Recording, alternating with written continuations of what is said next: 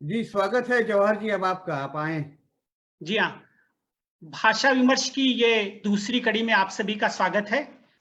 और पहली कड़ी में हमने राहुल जी को भारतीय भाषाओं के आसन्न संकट पर सुना था और बहुत ही ये जो विमर्श रहा था, भाषा का बहुत सार्थक रहा था और उसकी बहुत प्रशंसा भी हुई थी, जो व्यावहारिक सुझाव दिए गए थे, समाधान की बातें कही गई थी। तो आज उसी दूसरी कड़ी में एक बहुत ही महत्वपूर्ण विषय, उच्च शिक्षा और भारतीय भाषाएं पर चर्चा करने के लिए हम आज सब देश विदेश से यहाँ पर इकट्ठा हुए हैं। और ये प्रश्न नया प्रश्न नहीं है, बहुत पुराना प्रश्न है।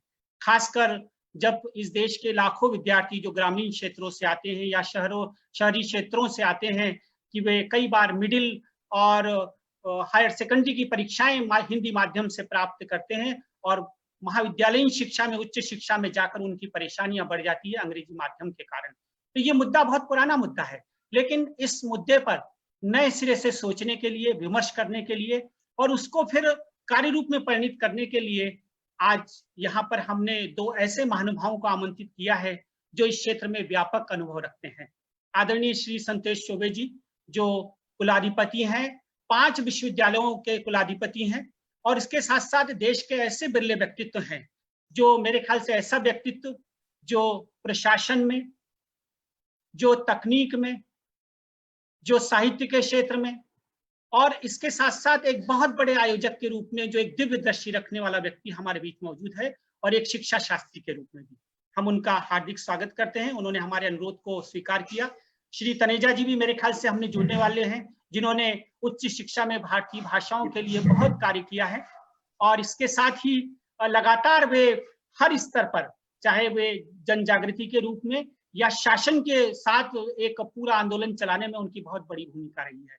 तो हम इस चर्चा के माध्यम से कि भारतीय भाषाएं हमारी उच्च शिक्षा में किस तरह प्रवेश करें और इस देश के जो हमारे करोड़ों विद्यार्थी हैं, जो कई बार उच्च शिक्षा प्राप्त करते हैं, हमारे आज भी जो हमारे हिंदी भाषी राज्य है वहां पर स्नातकोत्तर परीक्षाएं चाहे वाणिज्य की हो, विज्ञान की, वो भी हिंदी माध्यम से हो रही है।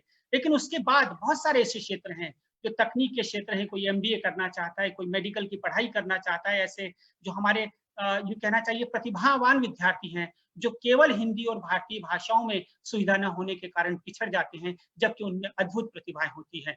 तो इस विषय पर विमर्श के लिए हम हमारे दोनों अतिथि वक्ताओं का स्वागत करते हैं और देश विदेश से जो विशिष्ट महानुभाव जुड़े हैं, हमारे समूह के जो सारे जो जुड़े हैं और इसके अलावा फेसबुक पर भी जो हमारे साथी इन सबसे जुड़े हैं, मैं उनका स्वागत करता हूँ और इस कार्यक्रम को आगे बढ़ाएं। अनिल जी।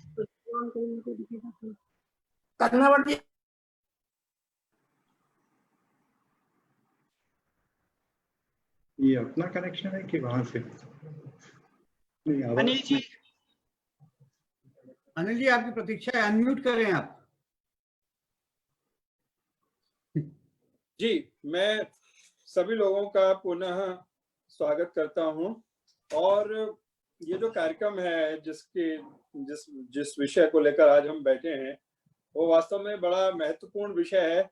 ऐसा लगता होगा कि शायद किसी एक भाग की हम बात कर रहे हैं भाषा समस्या के, लेकिन मुझे इस जो भाषा आंदोलन है और मैं उस अभियान से 80 के दशक में जुड़ा था और मेरे को वहां से बात ध्यान में आती है कि सतीश चंद्र कमेटी एक बनी थी संघ लोक सेवा आयोग में, जिसको विचार करना था कि इंजीनियरिंग सर्विसेज और बाकी सब जो सेवाएं हैं उसमें भारतीय भाषाएं होंगी या नहीं होंगी। तो मुझे ध्यान है कि हम एक प्रतिनिधि मंडल लेकर, जिसमें ब्रजभूषण तिवारी उस समय सपा के सांसद थे, बलदेव वंशी थे, हम लोग मिलने गए और उन्होंने एक सवाल पूछा था मुझसे, क्योंकि मैं प्रतिनिधि मंडल का उस समय संयोजन कर रहा था और वो सवाल ये था कि क्या आप बता सकेंगे कि कितने जो तकनीकी विश्वविद्यालय हैं जिसमें तकनीक जो है वो या विज्ञान की पढ़ाई हिंदी भाषा में या भारतीय भाषाओं में हो रही है। तो उस समय मैंने बाकी जो चर्चाएं या जानकारी दी, उसके साथ साथ मैंने उनसे एक बात पूछी थी कि मुझे ये जानना चाहता हूं कि वो लोग भारतीय भाषाओं में क्यों पढ़ें। आप संघ लोक सेवा आयोग में ये विचार कर रहे हैं कि संघ लोक सेवा आयोग में भारतीय भाषाएं होनी चाहिए या नहीं होनी चाहिए। अगर संघ लोक सेवा आयोग में भारतीय भाषाएं हैं नहीं तो वो क्यों जगह उद्धृत भी की जाती है। और वास्तव में अगर हम इसके ऊपर जब हमने सोचने की अगर हम प्रक्रिया में हैं, तो जब अनुच्छेद 343 भारतीय संविधान का बना, जिसमें ये कहा गया कि संघ की राजभाषा हिंदी होगी, फिर ये कहा गया कि अंग्रेजी जो है वो सह राजभाषा के रूप में होगी, और ये मान लिया गया कि 15 वर्ष तक तो अंग्रेजी होगी ही। और फिर जिस तरीके से अंग्रेजी हमेशा के लिए रही, तो उससे ये तय हो गया कि हमारी ब्यूरोक्रेसी में हमेशा के लिए जाने का रास्ता वो केवल और केवल अंग्रेजी के माध्यम से हो सकता है। और भारत में हम सब जानते ही हैं कि समाजवाद और सरकारीकरण इतना ज्यादा था, ये तो 90 के बाद के दशक में थोड़ा बहुत परिवर्तन आया कि मतलब जो नौकरी है वो तो सरकारी नौकरी के अलावा आरक्षण के अंदर लोगों ने अपने आप को तैयार करने के लिए विशेष स्टूडियोज खोले गए। उन्होंने भी ये काम किया। कुछ चैनल्स भी हैं, राहुल यहाँ बताएंगे कि चैनल्स भी हैं जो कि इस तरह का काम करती हैं और लोगों को उच्च शिक्षा में कंटेंट प्रदान करती हैं।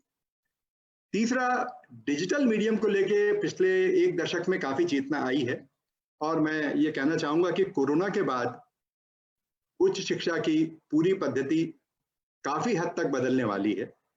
एक तरह के ब्लेंडेड मोड के बारे में सोचा जा रहा है, जिसमें कि कंटेंट डिजिटली प्रदान किया जाएगा, आप जहां हैं वहां से अध्ययन कर सकेंगे, और वर्चुअल लैब्स के बारे में सोचा जा रहा है। तो ये सारे जो कंटेंट हैं डिजिटली प्रदान करने की बात भी हो रही है। लेकिन आप स्वयं को देखिए, हमारा बड़ा पोर्टल स्वयं है, स्वयं को में अभी भी 80-90% कंटेंट जो है वो अंग्रेजी में है, और स्वयं पर अगर हमको भारतीय भाषाओं का कंटेंट लाना है और डिजिटल मीडियम को प्रमोट करना है तो उस तरह की बात हमें सोचना पड़ेगा। उसका एक बड़ा काम ये हो सकता है कि जितनी हमारी एकेडमीज हैं, 19 एकेडमीज हैं, उनके सारे कंटेंट की सॉफ्ट कॉपीज उनके पास होंगी, उसको डिजिटाइज करके उसको पोर्टल पर रखने के बारे में सोचना चाहिए। तो बहुत जल्दी हम ये सारे कंटेंट को डिजिटल मीडियम ला सकते हैं। हमारे यहाँ स्वयं सबसे बड़ा पोर्टल है जिस पर काम हो रहा है। NPTEL जो है वो टेक्निकल विषयों को, मतलब IIT IIM का जो विषय है वो NPTEL पर उपलब्ध है। ये सारे सामग्री जो है अंग्रेजी में है, इसमें भारतीय भाषा का कंटेंट बिल्कुल कम है। तो मेरा सुझाव ये है कि हम एकेडमीज के कंटेंट को डिजिटाइज करके इस पोर्टल पे लाएं। ऑडियो वीडियो कंटेंट काफी उपलब्ध है, लेकिन वो भी अधिकतर अंग्रेजी में है। अब ये बात आई है कि क्या इसका अनुवाद किया जाना चाहिए। यहाँ पर मुझे कहना है कि हर बात का अनुवाद आप क्यों करेंगे? आप क्या इसमें समर्थ नहीं है कि आप स्वयं अपने विषयों में जो पढ़ाते लिखाते हैं उसका अपने माध्यम में लिख सके? हर बात में हम अनुवाद करने चलते हैं और अनुवाद इतना यांत्रिक हो जाता है कि वो पहले से ही उबाऊ लगने लगता है। तो मुझे लगता है कि अनुवाद को जरूर प्रमोट करें। जो जिन विषयों को हमें बाहर से किताबें लानी है या अनुवाद करना है, वो मेरा एक एक्शन पॉइंट भी है। लेकिन हो सके तो हम अपने माध्यम में, अपनी भाषा में ओरिजिनल कंटेंट क्रिएट करने का काम करें, और उसको फिर बच्चा भी रोचक तरीके से, जो आप क्लास लेते हैं, जो आप पढ़ाते हैं, हालांकि इस पे भी अब सवाल है कि आप कितना पढ़ाते हैं। मतलब बहुत सारी जगहों पर क्लासेस हो ही नहीं रही हैं और कक्षाएं लग नहीं रही हैं, तो उसको पढ़ाते कितना, इस पे भी एक सवाल है। पर जितना भी पढ़ाते हैं आप, निश्चित रूप से शैक्षिक कम्युनिटी जो है वो बड़ी संख्या में अच्छे लोग हैं, और वो अपने कंटेंट को अपने भाषा में तैयार कर सकते हैं। अब मैं तीसरी श्रेणी के सवाल पे आता हूं। वो ये है कि अगर उच्च शिक्षा में अपने भारतीय भाषाओं के माध्यम से पढ़ाने की जरूरत है, अगर गंभीर प्रयास और काफी इन्वेस्टमेंट इसमें किया गया है, जिसमें एकेडमीज हैं, डिजिटल कंटेंट है, अब स्वयं और मूक्स पोर्टल है, NPTEL है, तो इनके हो जाने के बाद में विश्वविद्यालय खुद क्या कर रहे हैं? जैसे मैंने बताया कि 1000 विश्वविद्यालय देश में हैं, जिसमें से 600 लगभग सरकारी क्षेत्र में है, 400 निजी विश्वविद्यालयों क्षेत्र में। मुझे निजी विश्वविद्यालयों में तो बिल्कुल भी इस बात की चेतना नहीं दिखती कि वो अपनी भाषाओं में पढ़ाना शुरू करें। माफ कीजिए, मैं क्योंकि खुद भी 5 निजी विश्वविद्यालय चलाता हूं, यदि उन विश्वविद्यालयों के संचालक इस बारे में नहीं सोचेंगे कि वो अपने जिन लोगों को तैयार कर रहे हैं, और मुझे लगता है कि करीब 30% उच्च शिक्षा के लोग जो है अब निजी विश्वविद्यालयों में पढ़ाई कर रहे हैं बच्चे। तो इनके भीतर एक कैंपेन जरूर होना चाहिए। और ये विश्वविद्यालय सारी जगह हैं, ये बेंगलोर में भी हैं, साउथ में भी हैं, महाराष्ट्र में भी हैं, अब उत्तर भारत में बड़े पैमाने पर हैं, और पूर्वी भारत में अब खुलना शुरू हुए हैं, तो उड़ीसा में है, बिहार में है, बंगाल में थोड़े कम है, नॉर्थ ईस्ट में बहुत कम है, लेकिन ये सब जगह स्प्रेड इनका हो रहा है। तो निजी विश्वविद्यालयों को प्रयास जरूर इस बारे में करना चाहिए और इनके संचालकों के साथ संपर्क करना चाहिए कि आप भारतीय भाषाओं को प्रमोट करने का काम करें। जिसको लिबरल आर्ट्स कहा जा रहा है, एक फैशन अभी निकला है कि लिबरल आर्ट्स में हम पढ़ाई करवाएं। ये लिबरल आर्ट्स भी सारा अंग्रेजी में हो रहा है, इसमें लिबरल आर्ट्स में बहुत कम है जो कि हिंदी में या अपनी भाषाओं में हो रहा। ये लिबरल आर्ट्स का पूरा झुकाव ही माफ कीजिए ब्रिटिश झुकाव है, और वो वहां से बोरो करे कॉन्सेप्ट। हमारे यहाँ तो पहले ही से ही शांति निकेतन था, और हम शांति निकेतन को अपना रोल मॉडल क्यों नहीं मान सकते। हमने रविन्द्रनाथ टैगोर विश्वविद्यालय में बहुत सारी चीजें, मैं शांति निकेतन गया, वहां से लेके आया। तो हमारे अपने जो आइकॉन्स थे, जो हमारे अपने लिबरल लोग थे, रविन्द्रनाथ टैगोर से बड़ा लिबरल कौन था हमारे यहाँ? उन्होंने सीमाहीन विश्व के बारे में बात की, और उन्होंने आर्ट्स के किसी भी क्षेत्र को नहीं छोड़ा जिसमें उन्होंने काम न किया हो। और हाल में अभी मैंने उनकी पेंटिंग्स पर एक पुनर्विचार किया है, वो बहुत बड़ा पुनर्विचार है। तो मुझे लगता है कि हमारे अपने आइकॉन्स हैं, दक्षिण के इतने अच्छे बड़े कलाकार आइकॉन्स हैं, हमारी नाट्य पद्धतियां हैं, हमारे अपने फोक फॉर्म्स हैं, हमारे इतने सारे और फिर हमारे पीछे संस्कृत की बड़ी परंपरा है। तो आप सर लिबरल आर्ट्स की क्या बात कर रहे हैं सर? इसको हमारी भाषाओं में ही होना था, और हम ही इसके नेतृत्वकारी शक्ति थे, लेकिन हम क्यों इसको छोड़ के और कुछ उस तरह के कॉन्सेप्ट लाते हैं? तो मुझे लगता है कि भाषाओं में बड़ा काम लिबरल आर्ट्स के फॉर्म में भी हो सकता है। मैंने पहले ही एकेडमीज की बात करी। राष्ट्रीय विश्वविद्यालयों को लेके पिछले दिनों शिक्षा नीति पर एक सेमिनार में मैं था, तो ये बहस हुई कि साहब आपके पास में राष्ट्रीय हिंदी विश्वविद्यालय है, वाजपेयी विश्वविद्यालय भोपाल में भी है, आपके पास उर्दू का भी एक विश्वविद्यालय है, आपके पास में भारतीय भाषा संस्थान जरूर मैसूर में है, आगरा में केंद्रीय हिंदी संस्थान है, लेकिन अन्य भारतीय भाषाओं के लिए आप विश्वविद्यालय क्यों नहीं स्थापित करते? मुझे लगता है कि जो राज्य हैं, जैसे मान लो बंगाल है या केरल है या कि कर्नाटक है, वो अपने अपने राज्यों में अपनी भाषा के लिए, अपनी भाषा की पठन पाठन के लिए भाषा केंद्रित विश्वविद्यालय भी बना सकते हैं। वो शायद राष्ट्रीय विश्वविद्यालय नहीं होगा, लेकिन वो उनके स्वरूप में कम से कम राज्य का एक प्रमुख विश्वविद्यालय तो होगा ही, और केंद्रीय हिंदी विश्वविद्यालय की तरह अन्य भाषाओं के विश्वविद्यालय भी बनाए जाने चाहिए। और जो मैसूर का जो संस्थान है, उस तरह के और संस्थानों की जरूरत है। मुझे लगता है कि टीचर्स ट्रेनिंग एक बड़ा काम है जो इन तरह के संस्थान करेंगे। भाषा के मानकीकरण की बात अभी नहीं कर रहा हूँ और भाषा के आदान प्रदान की बात भी नहीं कर रहा हूँ, पर मैं कह रहा हूँ कम से कम इतनी संवेदना तो हमारे पास हो कि हम अपनी भाषा के प्रमोशन के लिए एक विश्वविद्यालय की स्थापना करें, और हिंदी में अन्य ऐसे और विश्वविद्यालयों की जरूरत है। मध्य प्रदेश और छत्तीसगढ़ में ये विश्वविद्यालय अभी बने।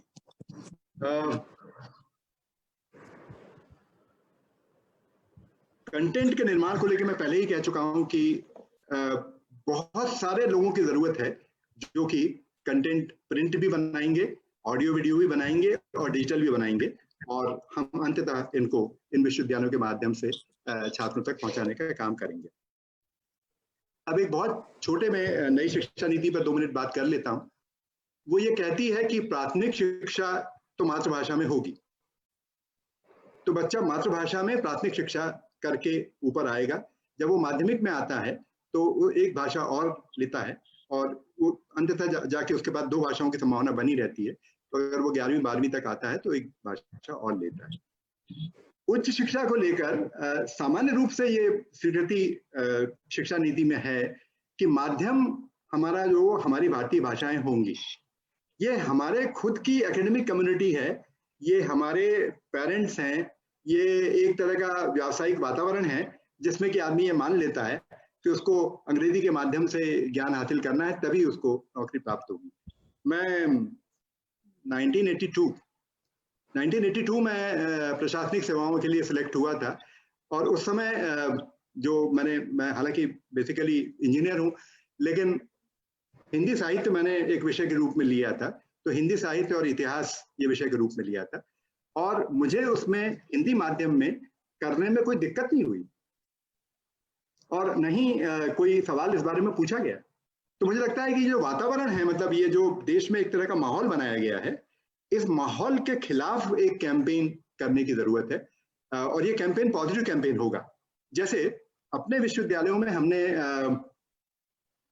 भाषाई समूह बनाए हैं, यानी एक यदि विश्वविद्यालय में 27 राज्यों से हमारे यहाँ बच्चे आते हैं, तो एक बच्चा अगर तमिल का है, एक बच्चा अगर तेलुगु का है, एक बच्चा हिंदी का है, एक बच्चा पंजाबी का है, तो ये समूह बनाए हैं जो आपस में एक कल्चरल डिस्कोर्स जैसा करते हैं।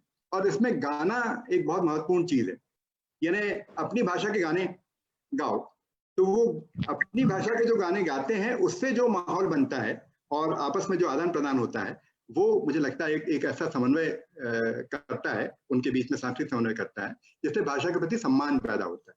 मैं ये नहीं कह रहा हूँ कि ये पढ़ाई लिखाई का काम है, लेकिन ये सौहार्द पूर्ण करने का। ऐसे समूह हर जगह, हर विश्वविद्यालय में और महाविद्यालयों में बनाए जा सकते हैं, जिसमें हम दक्षिण भारतीय भाषाओं का कोई, जैसे हिंदी में कई बार उनके बारे में मतलब मजाक किए जाते हैं या वो भी मजाक करते हैं, तो इसके बदले हमने एक सौहार्दपूर्ण वातावरण बनाने का काम किया है। ये कैंपेन मैं चाहता हूँ की जा सकती है। दूसरा, एक दूसरे की भाषा सीखने के बारे में भी इससे एक माहौल बनता है और हम इसको भी प्रमोट अपने विश्वविद्यालयों में करते हैं।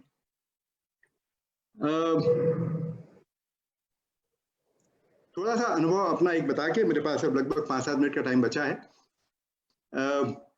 जो ये बात मैं कह रहा था कि तकनीकी क्षेत्र में यदि हम सही प्रयास करें तो अपनी भाषा का प्रयोग कर सकते हैं, इसका उदाहरण मैं आपको देना चाहता हूँ। मित्रों, 1980-85 तक मैं विभिन्न नौकरियों में रहा, लेकिन आगे चलकर मैं विज्ञान प्रचार प्रसार में और फिर आगे ये हिंदी में कंप्यूटर के प्रचार की तरफ आकर्षित हुआ। तो जो मेरी पहली किताब थी उसका नाम कंप्यूटर एक परिचय था, वो हिंदी की पहली किताब थी कंप्यूटर पे, 1987 के आसपास कभी आई। उस किताब के हमारे प्रदेश में पहले लगभग 1 लाख प्रतियां 80 के दशक 1985-86 से 90 के बीच में बिकी।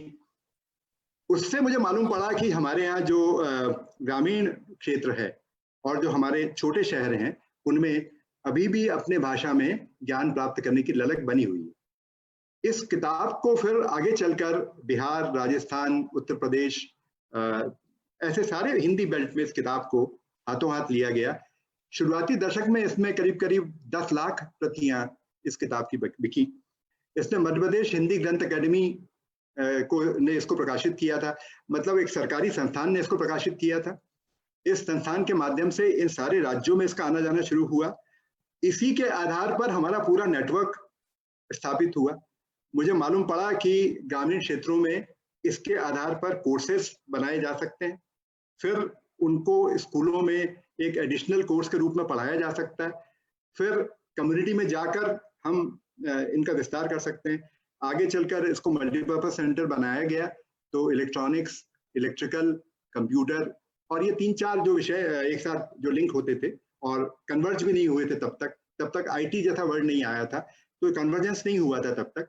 तो इनके माध्यम से इस किताब, तो मैं तो अपने आप को एक हिंदी किताब का प्रोडक्ट मानता हूँ, अपने नेटवर्क को भी उसका प्रोडक्ट मानता हूँ।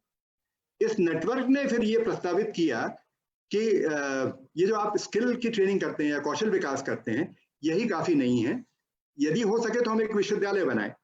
तो पहला विश्वविद्यालय हमने छत्तीसगढ़ में बनाया और उसने हिंदी में ही काम करना शुरू किया। लगभग सारे विषय वहाँ हिंदी में पढ़ाए जाते हैं। हमने अपने जो टेक्निकल छात्र हैं उन लोगों को ये सुविधा दी है कि वो हिंदी अंग्रेजी दोनों में ही परीक्षा दे सकते हैं, और जो लगभग असंभव कंटेंट है उसको छोड़ के बाकी सारे विषय हिंदी में ही पढ़ाए जाते हैं। ऐसे ही रविन्द्रनाथ टैगोर विश्वविद्यालय में भोपाल में भी सारे विषय हिंदी में पढ़ाए जाते हैं, और जो टेक्नोलॉजी के विषय हैं उनके अलावा हम जिनमें परीक्षा की सुविधा अभी भी हिंदी की है, आप चाहें तो एग्जाम हिंदी में दे सकते हैं, ये हमने सुविधाएं इसमें दी हैं। और ये प्रयास करने के बाद में राजीव गांधी प्रौद्योगिकी विश्वविद्यालय मध्य प्रदेश ने भी ये काम किया है कि वो अब बच्चों को हिंदी या अंग्रेजी दोनों में ही करने की सुविधा देता है। तो जो उदाहरण मैं आपको दे रहा था वो ये था कि अगर हमारे पास पैशन हो, पर्याप्त पैशन हो, अगर हमारे पास में पर्याप्त झुकाव हो, तो हम ऐसे कंटेंट तैयार कर सकते हैं जिनके आधार पर विस्तार किया जाए और उसको एडिशनल सब्जेक्ट के रूप में कर सकते हैं। इसलिए मैंने शुरू में कहा कि कौशल विकास का काम शायद ज्यादा सरल होगा अपनी भाषाओं में करने के, इसके बदले कि हम औपचारिक पाठ्यक्रमों को सीधे सीधे मतलब टेक्निकल पाठ्यक्रमों को अटैक करें। हमारे यहाँ जो एक टेक्निकल विश्वविद्यालय खुला था जो हिंदी में काम करना चाहता था, उनके सामने बहुत दिक्कतें आई। मैं उस पर बात करूं तो 5-7 मिनट और लगेंगे, लेकिन उन्होंने ये कोशिश की कि वो मेडिकल के पाठ्यक्रम, इंजीनियरिंग के पाठ्यक्रम सारे हिंदी में बनाएं। अगर वो बना भी लेते हैं तो अभी छात्र कम्युनिटी उसके प्रति आकर्षित नहीं होती है।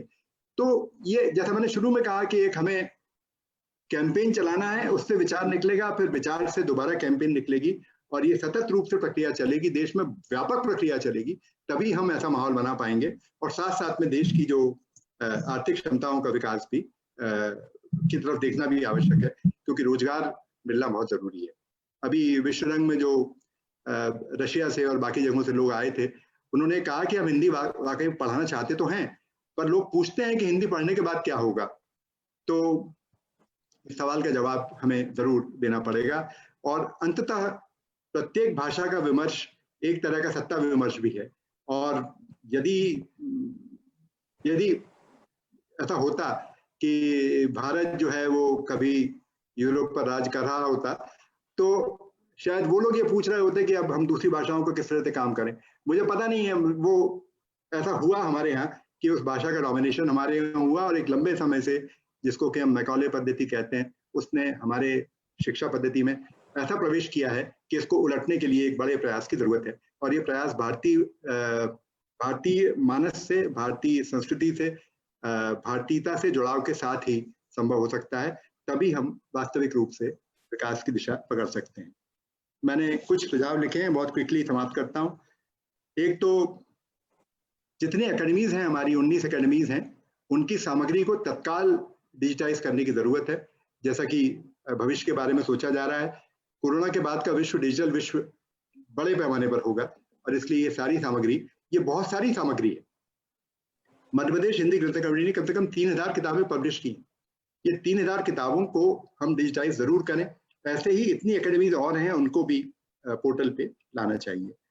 दूसरा, मैं पहले ही कह चुका हूं कि भाषाओं के बीच में एक सौहार्द की आवश्यकता है। यूं तो भाषाओं और बोलियों के बीच में भी है, पर फिलहाल क्योंकि विषय बोलियों का नहीं है, इसलिए मैं भाषाओं और भाषाओं के बीच में विमर्श की बात करता हूँ। ये सौहार्द बच्चों के बीच में पैदा किया जाना चाहिए, और एक तरह की का समन्वय उनके बीच क्रिएट होना चाहिए। अधिक से अधिक विषयों में लेखन, यानी ऐसे एक्सपर्ट की सूची वैश्विक हिंदी परिवार बना सकता है, और वो डोमेन एक्सपर्ट होंगे जो कि कंटेंट क्रिएट करेंगे, और शायद वैश्विक हिंदी परिवार का भी एक पोर्टल हो सकता है जिस पर कि हम इन किताबों को रखना शुरू करें। शिक्षण प्रशिक्षण के कार्यक्रम और टीचर्स ट्रेनिंग के कार्यक्रमों पर बिना शिक्षकों को प्रशिक्षित किए हुए और बिना शिक्षकों को शामिल किए हुए ये बहुत मुश्किल काम होगा, तो वो भी हमें करना चाहिए। अंतर्राष्ट्रीय भाषा परिवार के बहुत सारे लोग हैं, अनूप जी यहाँ हैं, संध्या जी हैं, और बहुत सारे लोग हैं, तो वो किस तरह से इसमें टेक्नोलॉजी की मदद कर सकते हैं, कैसे वो अपने रिसोर्स की मदद कर सकते हैं। मुझे लगता है कि ऐसा एक व्यापक परिवार हो जो उसको आगे बढ़ाए। वैज्ञानिक शब्दावली पे मैं अभी फिलहाल नहीं कहना चाहता हूँ, बस इतनी बात कहूंगा कि जब मैंने अपनी पहली किताब लिखी तो मैंने वैज्ञानिक शब्दावली को बिल्कुल नहीं देखा। मैंने ये देखा कि कंप्यूटर मुझ तक कैसे आया था, और उसमें जितने भी शब्द मैं अडॉप्ट कर सकता था वो शब्द मैंने अडॉप्ट किए।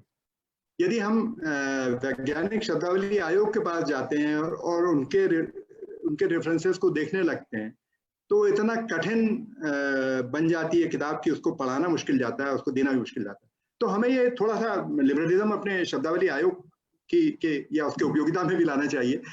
जैसे शब्दावली हमारे पास आई है, हालांकि वो हिंदी ही होगी और हिंदी के सिंटेक्स का यूज करेगी, लेकिन कई शब्द जो हमारे यहाँ के नहीं थे और जो आए थे उनको हम अडॉप्ट भी कर सकते हैं। तो मैंने कम से कम अपनी किताब में बहुत ही खुला रखा, और उसको बहुत स्वीकार्यता मिली। और बच्चे बड़ी आसानी से उसको पढ़ पाते हैं। तो मैं शब्दावली के बारे में नहीं कहना चाहता हूँ, बहुत ही डायसी विषय है और उस पर काफी बहस भी की जा सकती है, लेकिन ये बात पक्की है कि वैज्ञानिक शब्दावली आयोग ने जो शब्दावली बनाई है, जो उसकी डिक्शनरीज हैं, वो बहुत ही कठिन है और उनको हमें सीधे सीधे लोगों तक ले जाने में दिक्कत जाती है। रोजगार के सृजन की मैंने बात की। एक बात देखिए कि ऐसा नहीं है कि जो 30 साल पहले अनिल जी जो कह रहे थे कि जो 30 साल पहले जैसे रोजगार थे वो आज भी वैसे ही हैं। असल में बहुत सारा बदलाव रोजगार का हो चुका और ये लगातार होता जा रहा है, इसकी गति भी बहुत तेज है। तो हमें नए जो रोजगार हैं उनके लिए नए कंटेंट बनाने का काम करना चाहिए, वो नए सिरे से हो सकता है। अभी 14 ऐसे रोजगारों पर मैंने अपने यहाँ कंटेंट बनाया, हिंदी में है, और वो बिल्कुल नए तरह के कंटेंट है। उसमें लॉजिस्टिक्स है, उसमें कृषि के क्षेत्र के रोजगार हैं, और ये सारे रोजगार ग्रामीण लेवल पर काफी बदल गए हैं। तो मुझे लगता है कि उस पर कंटेंट तैयार करेंगे, कौशल विकास पे फोकस करेंगे, तो 10वीं और 12वीं के बाद के बच्चों के लिए नए कौशलों पर काम किया जा सकता है। थोड़ा आलोचना की थी, लेकिन हमें अनुवाद के बड़े केंद्र विश्वविद्यालयों में खड़े करने चाहिए, क्योंकि ऐसी बहुत सी सामग्री है जिसका हमें अनुवाद करना पड़ेगा। तो साथ साथ में अनुवाद का काम भी हो तो उच्च शिक्षा में भारतीय भाषाओं में सामग्री उपलब्ध होगी। तो मित्रों, ये कुछ बात थी, मेरा समय खत्म हो गया है। मैं इस पे काफी देर तक और बोल सकता हूँ, लेकिन मैं ये चाहता हूँ कि इस पर थोड़ी बातचीत हो, आपके सवाल आए। मैंने मूलतः कुछ अपनी मूल स्थापनाएं रखी, फिर ये बताया कि वर्तमान में क्या स्थिति है और वर्तमान में क्या सवाल है, और तीसरा ये बताया कि हमें कुछ ऐसे बिंदु क्या हैं जो हम काम कर सकते हैं। और मेरे अनुभव से तो मैं पिछले 30-35 साल में हिंदी में ही तकनीक के प्रचार प्रसार का काम कर रहा हूँ, और मैं इसको बहुत संतोषजनक और बहुत ही आनंददायक काम मानता हूँ। तो ये जो मेरे जीवन में जो भी मेरा उपलब्धि है, वो नेटवर्क हो, वो विश्वविद्यालय हो, या मेरा अपना लेखन हो, तकनीकी किताबों की दृष्टि से भी लगभग 40 किताबें हमने कंप्यूटर और टेक्नोलॉजी के बहुत सारे विषयों पर मैंने खुद लिखी, मेरे मित्रों से लिखवाई, और मेरे साथ में बहुत से लोग आ गए हैं जो नए लड़के थे, जो शुरू में ऐसे ही मतलब आते जाते थे, उन सबको मैंने लेखक बनाया। वो बहुत सारी किताबें हैं, तो करीब 42 किताबें हैं जो हमने तैयार की हैं। उनमें से अधिकतम मध्य प्रदेश हिंदी ग्रंथ अकादमी ने छापी हैं, और सरकार को हमने कन्विंस किया कि इसमें छापो। ये पॉलिटेक्निक्स में भी चलती हैं और सप्लीमेंट्री मटेरियल के रूप में बहुत सारे विभाग उनका यूज करते हैं। तो हम सब कोशिश करेंगे तो इसको पार पाया जा सकता है। मुझे इस बारे में कोई संदेह नहीं है कि हमको उच्च शिक्षा में भारतीय भाषाओं को प्रमोट करना ही चाहिए, और विश्व के बहुत सारे एग्जाम्पल अभी अनिल जी ने दिए थे, इसमें कोई कठिनाई नहीं आएगी, हमारे ज्ञान का स्तर कोई कम नहीं होगा। महात्मा गांधी ने एक बार ये बात कही कि जो हमारे बड़े थिंकर थे उस समय, अगर वो हिंदी में विचार करते तो उनके थिंकिंग का लेवल कुछ कम नहीं होता, वो उतना ही बना रहता जितना कि बना रहता उनका था, और जिसको कि बाद में अंग्रेजी में प्रोजेक्ट किया गया, अंग्रेजी में प्रस्तुत किया गया। तो गांधी खुद भी हिंदी और भारतीय भाषाओं के प्रवर्तक थे। मुझे लगता है कि हमको एक बार पुनः उस तरफ लौटना चाहिए। धन्यवाद मित्रों, कुछ सवाल होंगे तो मैं जरूर बात करूंगा और आगे भी मैं उपलब्ध रहूंगा। धन्यवाद। मैं ये जरूर कहूँ कि वैश्विक हिंदी परिवार बहुत अच्छा काम कर रहा है, इस काम को आगे बढ़ाइए और लोगों को जोड़िए, और हम एक टीम बनाएंगे जिससे इस काम को आगे ले जाएंगे। धन्यवाद। Thank you. नमस्कार। धन्यवाद आदरणीय संतोष जी।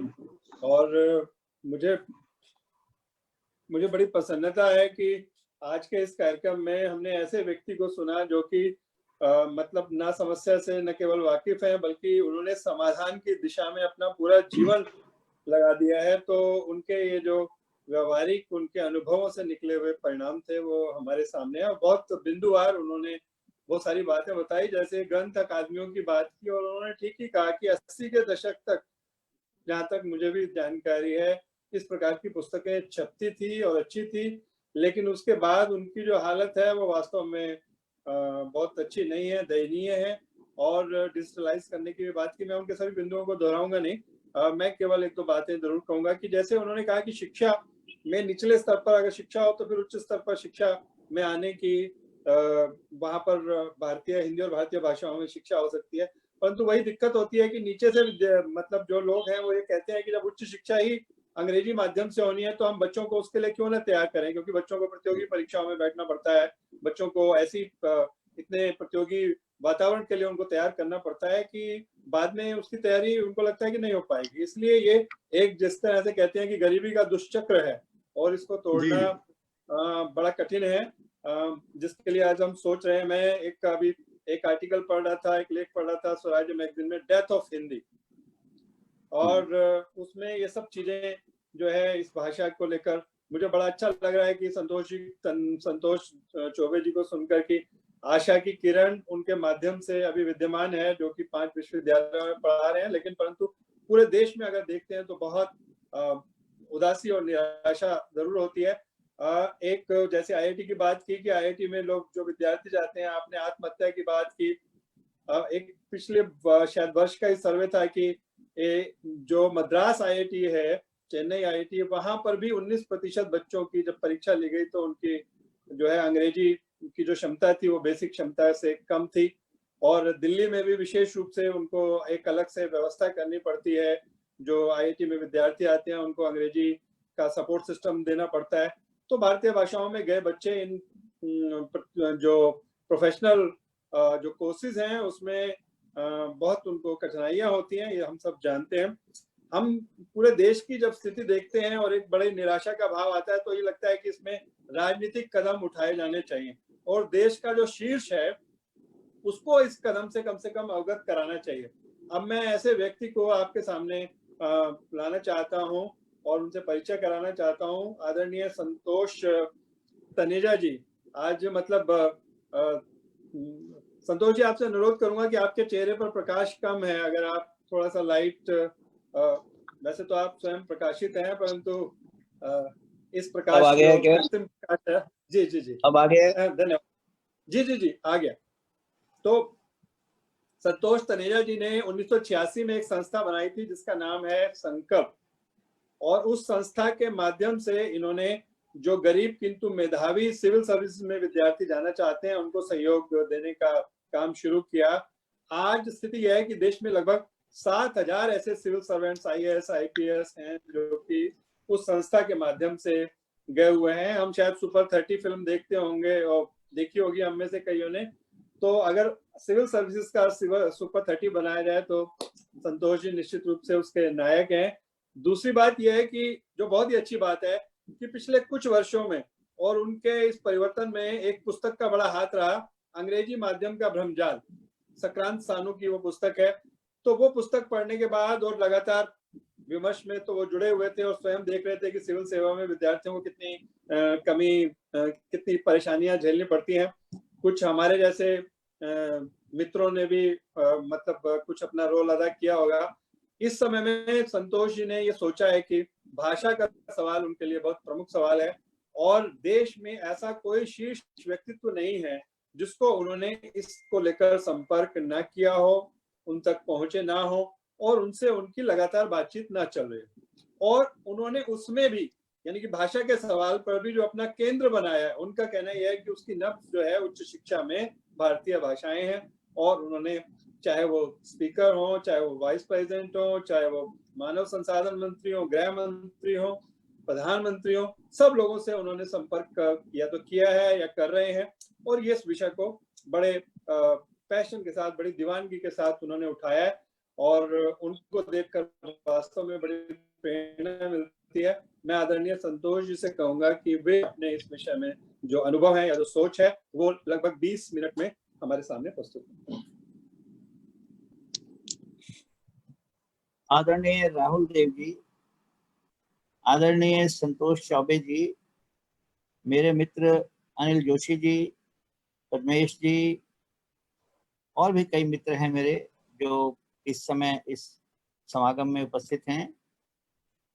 मैं इसको एक रूप में सत्संग ही मान रहा हूं क्योंकि हम लोग इस विषय के साथ इतने मन की गहराई से जुड़े हुए लोग हैं कि ये विषय हमें छोड़ नहीं रहा है।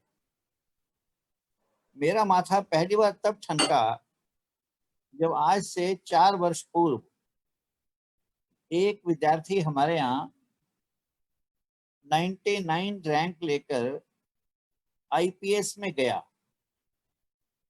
और उसकी प्रथम जो चॉइस थी वो आईएएस थी और उसका हिंदी माध्यम था। उसके पिताजी की 6-7 वर्ष पूर्व निधन हो चुका था। घर में छोटा सा सब्जी का काम था, उसमें उसने हाथ बटाया। उसके बाद इंजीनियरिंग में प्रवेश लिया, लोन लिया और इंजीनियरिंग कर ली।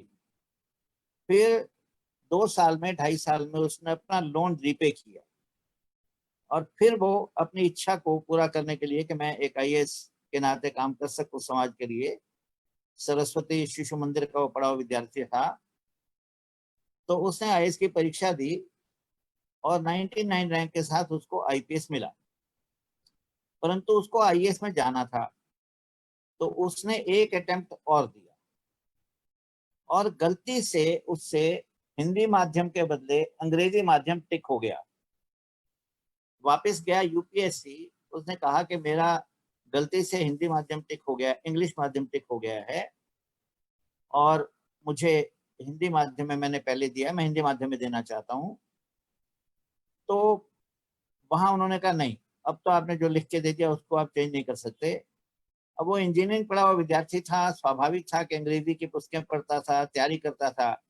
बिल्कुल ठीक कहा संतोष चौबे जी ने कि मटेरियल आज भी हमें अंग्रेजी भाषा में जितना उपलब्ध है और जितना ज्यादा उपलब्ध है उसके कंपैरिजन में भारतीय भाषाओं में उपलब्ध नहीं है अच्छे स्तर का, उस स्तर पर compete कर सकने के लिए। खैर, उसने अंग्रेजी में दे दिया, अगले वर्ष वो आईएएस में निकल गया। अब उस वर्ष के बाद जनरल कैटेगरी का जितनी मैंने खोज कराई है उसके आधार पर एक भी विद्यार्थी हिंदी नहीं, भारतीय भाषाओं के माध्यम का, मीडियम की बात कर रहा हूं मैं, ऑप्शनल तो कोई भी ले सकता है किसी भी विषय को, परंतु भारतीय भाषाओं से के माध्यम से पास हुआ एक भी व्यक्ति आईएएस में नहीं गया। अब इसका थोड़ा सा और भी मैं इसके साथ जुड़ी बात कह देता हूं। 2019 के परिणाम में जो डाटा को हमने बाइफरकेट किया तो 70% विद्यार्थी इंजीनियरिंग बैकग्राउंड के इन सेवाओं में 24 सेवाओं में पास हुए हैं। हमारे पास क्योंकि इतनी बड़ी संख्या में विद्यार्थी आते हैं तो लगभग हमारे यहाँ अनिल ने ठीक कहा कि 60% लोग ऐसे होते हैं कि जो हमारी संस्था से जुड़कर गए होते हैं, तो हमारे पास सबका पूरा रिकॉर्ड होता है। उसके आधार पर हमने डाटा बनाया।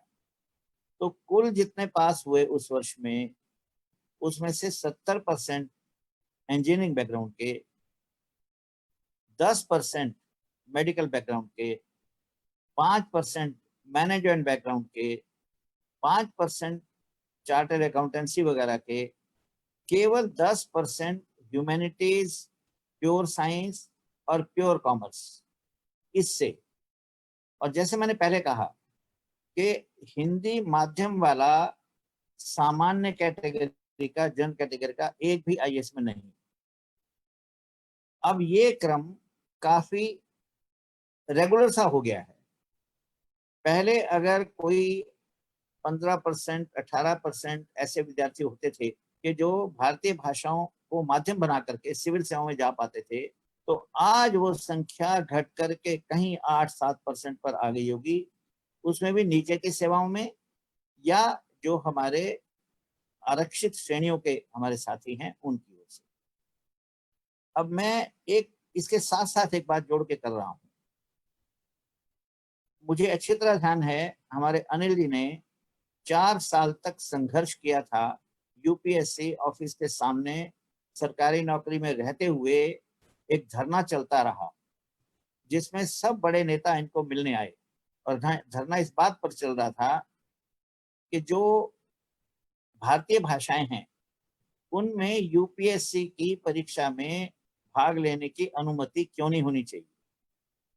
और उसमें जिस मीटिंग में शायद फाइनली डिसाइड हुआ उसमें जो 10-12 लोग गए, उसमें हमारे प्रिय मित्र अनिल जी भी थे।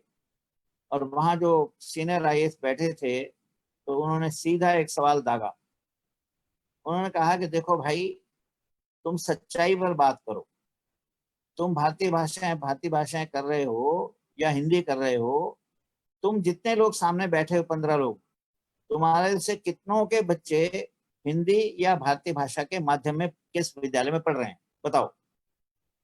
तो अनिल जी ने उस समय मुझे, क्योंकि हमारी घनिष्ठता उस समय इतनी थी, तो उन्होंने कहा कि मेरे को लगा कि मुझे बोलना चाहिए। तो उन्होंने कहा कि मैं इसके जवाब में सिर्फ आपसे ये पूछता हूँ कि हम अपने बच्चों को हिंदी या भारतीय भाषा के माध्यम के स्कूल में क्यों पढ़ाएं?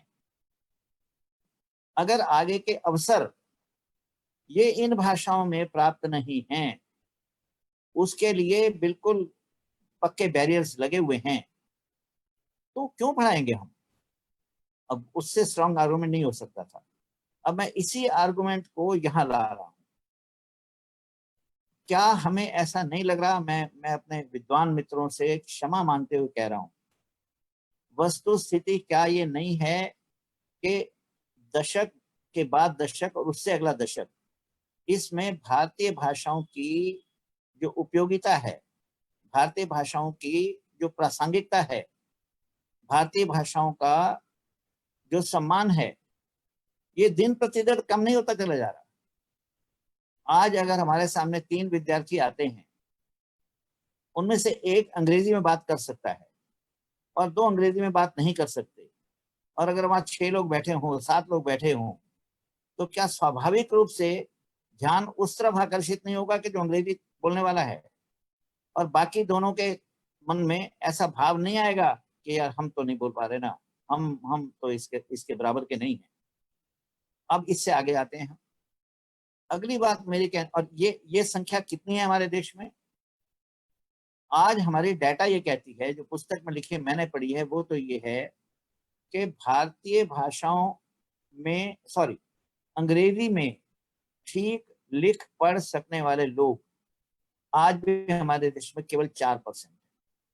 4 नहीं होंगे, मैं कहता हूँ 5 होंगे। 5 से 10 कुछ भी मान लें हम। मुझे लगता है कि हमारे विद्वान मित्र संतोष चौबे जी बहुत अच्छी तरह जानते होंगे। तो मैं ये कह सकता हूँ मोटे तौर पर कि 90% से अधिक लोग आज भी इस देश में ऐसे हैं जो ठीक अंग्रेजी लिख और पढ़ नहीं सकते। अब इसके साथ जुड़ा हुआ एक फैक्ट और है, वो ये है कि क्या किसी भारतीय भाषा में हिंदी को जोड़ करके हम अपने नई पीढ़ी के लोगों को कोई अच्छा करियर, यानी उसको आईआईटी में प्रवेश, उसको आईएम में प्रवेश, यानी उसको मेडिकल कॉलेज में प्रवेश, 5 इयर्स लॉ डिग्री में प्रवेश, क्या हम किसी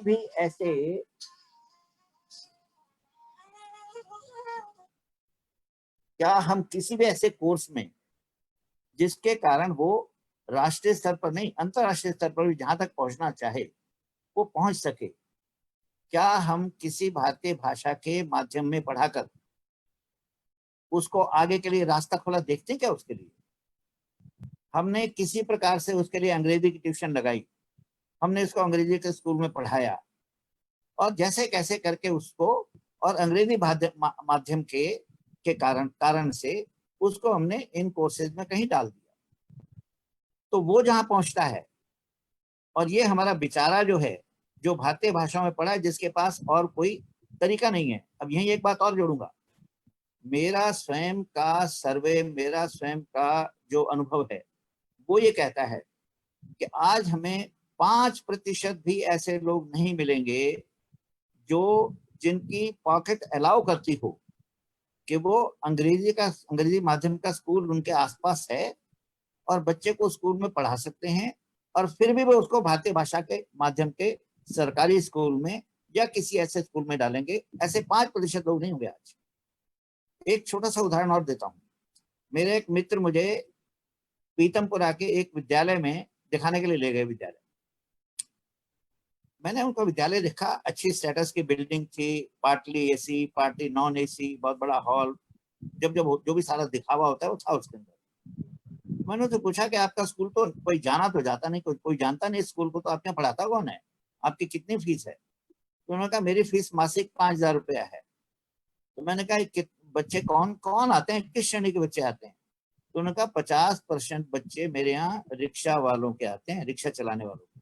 अरे मैंने कहा क्या बोल रहे हो, मास का 5,000 रुपया वो अपने बेटे की शिक्षा के लिए लगा देता है? कहने भाई साहब आपको पता ही नहीं है कुछ, दिल्ली में हर रिक्शे वाला कम से कम 500 रुपए लेके घर जाता है, और उसकी पत्नी भी जो घरों में काम करती है, इधर उधर काम करती है, कम से 10,000 रुपए वो भी कमा लेती है। तो अगर वो 15 और 10 25,000 रुपए कमा लेते हैं या 20,000 कमा लेते हैं, तो उसमें से क्या वो 5,000 नहीं दे सकते? और मैंने कहा अच्छा क्या खास बात क्या है? कहने भैया इंग्लिश मीडियम का स्कूल है, कैसी बात कर रहे हो? अब इससे अगला छोटा सा उदाहरण और देता हूँ। अभी इन दिनों में कोरोना होने के कारण मुझे समय मिल गया और मैंने सोचा कि अच्छा अपने फॉरेन सर्विस वाले मित्रों को कम से कम राम राम की जाए, क्योंकि जब से वो सिलेक्ट हुए तब से कभी बहुत ही कम मिलना हुआ। हमारे साथ जुड़े हुए इस समय हमारे लिस्ट में कोई 225 लोग ऐसे हैं जो फॉरेन सर्विसेज में गए हुए हैं। मेरी उनमें से 83 लोगों से बात हुई, लगभग 60-70 देशों में वो होंगे, और इनसे बात करके मैंने इनका वहां का सारा हिसाब किताब पूछा कि भैया तुम्हारे यहाँ हायर एजुकेशन जो है ये कौन सी भाषाओं में है? तो मैं दंग रह गया, क्योंकि पहले तो मैंने एक फैक्ट पढ़ा था केवल कि जो विश्व के 20 धनाढ्य देश हैं उनमें से केवल 3 देश यूके, यूएस और ऑस्ट्रेलिया, इनका पढ़ाई का माध्यम हायर एजुकेशन में ये केवल इंग्लिश है, और कनाडा में इंग्लिश और फ्रेंच है। और बाकी जो 16 देश हैं जिसमें चीन, Japan, Russia, Israel, France, Germany, ये सारे जो भी देश हैं इन सब का अपना अपना है। तो 20 में से 16 देश तो मैंने पढ़े थे। अब जब मैंने इजराइल वाले से उसका नोट मंगाया, मैंने कहा भैया तुम तो 83 लाख की पॉपुलेशन के देश हो, यार तुम्हारा क्या है, तुम कैसे इतने उछल रहे हो दुनिया में, तुम्हारे रिसर्च भी इतनी अच्छी हो रही है, साइंस पर भी इतना काम हो रहा है। खैर इजराइल तो इजराइल है, हम अपने देश को इजराइल के स्तर पर कब ला पाएंगे कहना बड़ा कठिन है। शायद ये बात मैंने राहुल जी के भाषण में भी सुनी थी, मुझे बड़ा अच्छा लगा था।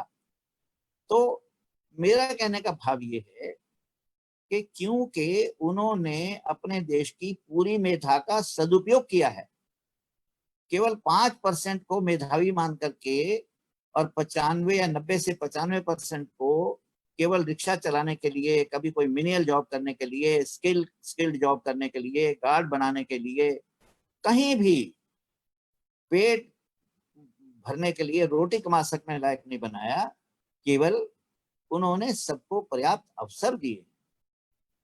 आज ये रेलगाड़ी जो उल्टी दिशा में चल पड़ी है, ये वास्तव में मुझे ऐसा दिन दिखाई दे रहा है, मैं राहुल जी से पूरी एग्री करता हूं, मैंने पिछला भाषण उनका सुना था, लिंक आ गया था मेरे पास, कि ये स्थिति बड़ी भयावह कल हो सकती है।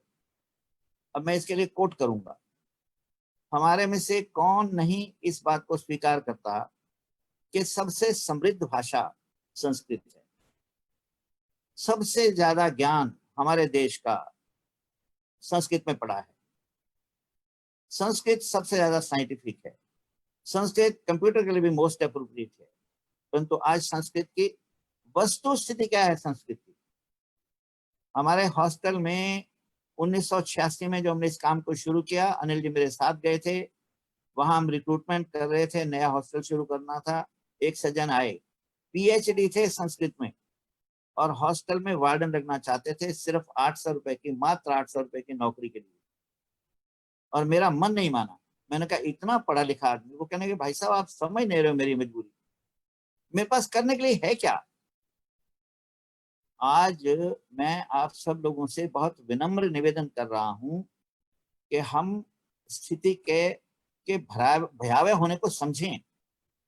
अभी एक तो मैं उसको एक्सप्लेन नहीं करूंगा, दूसरे बिंदु को, वो ये है कि हमने इस देश में भारतीय भाषाओं को पता नहीं कैसे आपस में उलझने का अवसर दे दिया है। जब भी बात होती है Hindi versus English, Hindi versus English, और उस कारण से जो हमारा दक्षिण भारतीय समाज है, या दक्षिण भारतीय देश हैं, या उत्तर और उत्तर पूर्व के देश हैं, वो कहते हैं हमें क्या लेना देना, ये हिंदी में क्यों लाना चाहते हैं। ठीक है, सबके लिए बराबर अंग्रेजी है, और हमें तो अभी भी 3 भाषाएं सीखनी पड़ती हैं अगर हिंदी सीखें तो।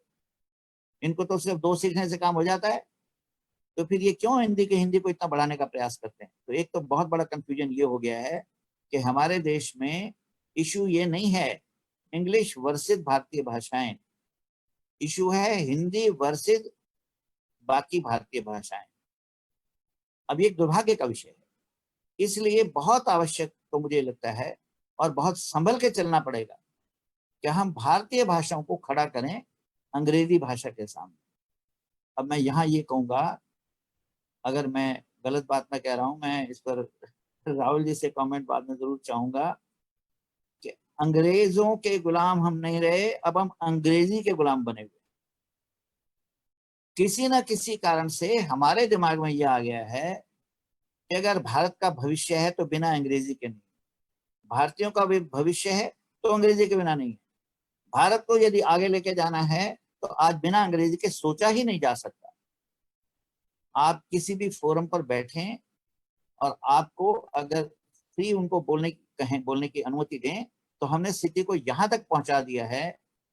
एक हमारे देश की भारत सरकार के एक सबसे बड़े मंत्रियों में से एक हैं, उनके एक जॉइंट सेक्रेटरी मुझे बताने लगे कि वो मंत्री जी के जो सेक्रेटरी डिपार्टमेंट के सेक्रेटरी हैं, उन्होंने हम 16 जॉइंट सेक्रेटरीज की मीटिंग में ये कहा कि यार मैं अपने मंत्री जी से रोज डांट खाता हूँ, आप कम से कम एक काम तो कर दिया करो, अपनी फाइल में एक नोट में एक पंक्ति हिंदी में लिख दिया करो। अब अगर इतना मजाक आज की परिस्थिति में, यानी जो वस्तु स्थिति पहुंच चुकी है, अंग्रेजियत से जितने हम भर चुके हैं, अंग्रेजियत में जितने हम डूब चुके हैं,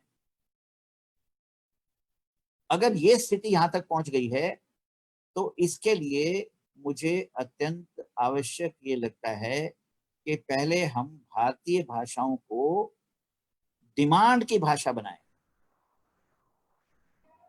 मैं अब इस पर प्रश्न खड़े नहीं करूंगा किसी के बारे में भी, अगर मेरे दिमाग में उठ रहे होंगे तो भी मैंने खड़े करूंगा। मैं ये कहना चाहूंगा कि किसी तरीके से जब तक हम भारतीय भाषाओं को वो सम्मान बराबर का नहीं दिलवा सकते कि हमारी जो नई पीढ़ी है वो सोचे कि हाँ 19, 20, 18, 20, 15, 20 हमें वही करियर मिल सकता है जो करियर अंग्रेजी माध्यम वालों को मिल सकता है, और उसके लिए बात यहाँ से शुरू नहीं करनी पड़ेगी। हमारा कोई प्राइवेट कॉलेज जो है वो इंजीनियरिंग में भारतीय भाषा में और इंजीनियरिंग कराना शुरू कर दे।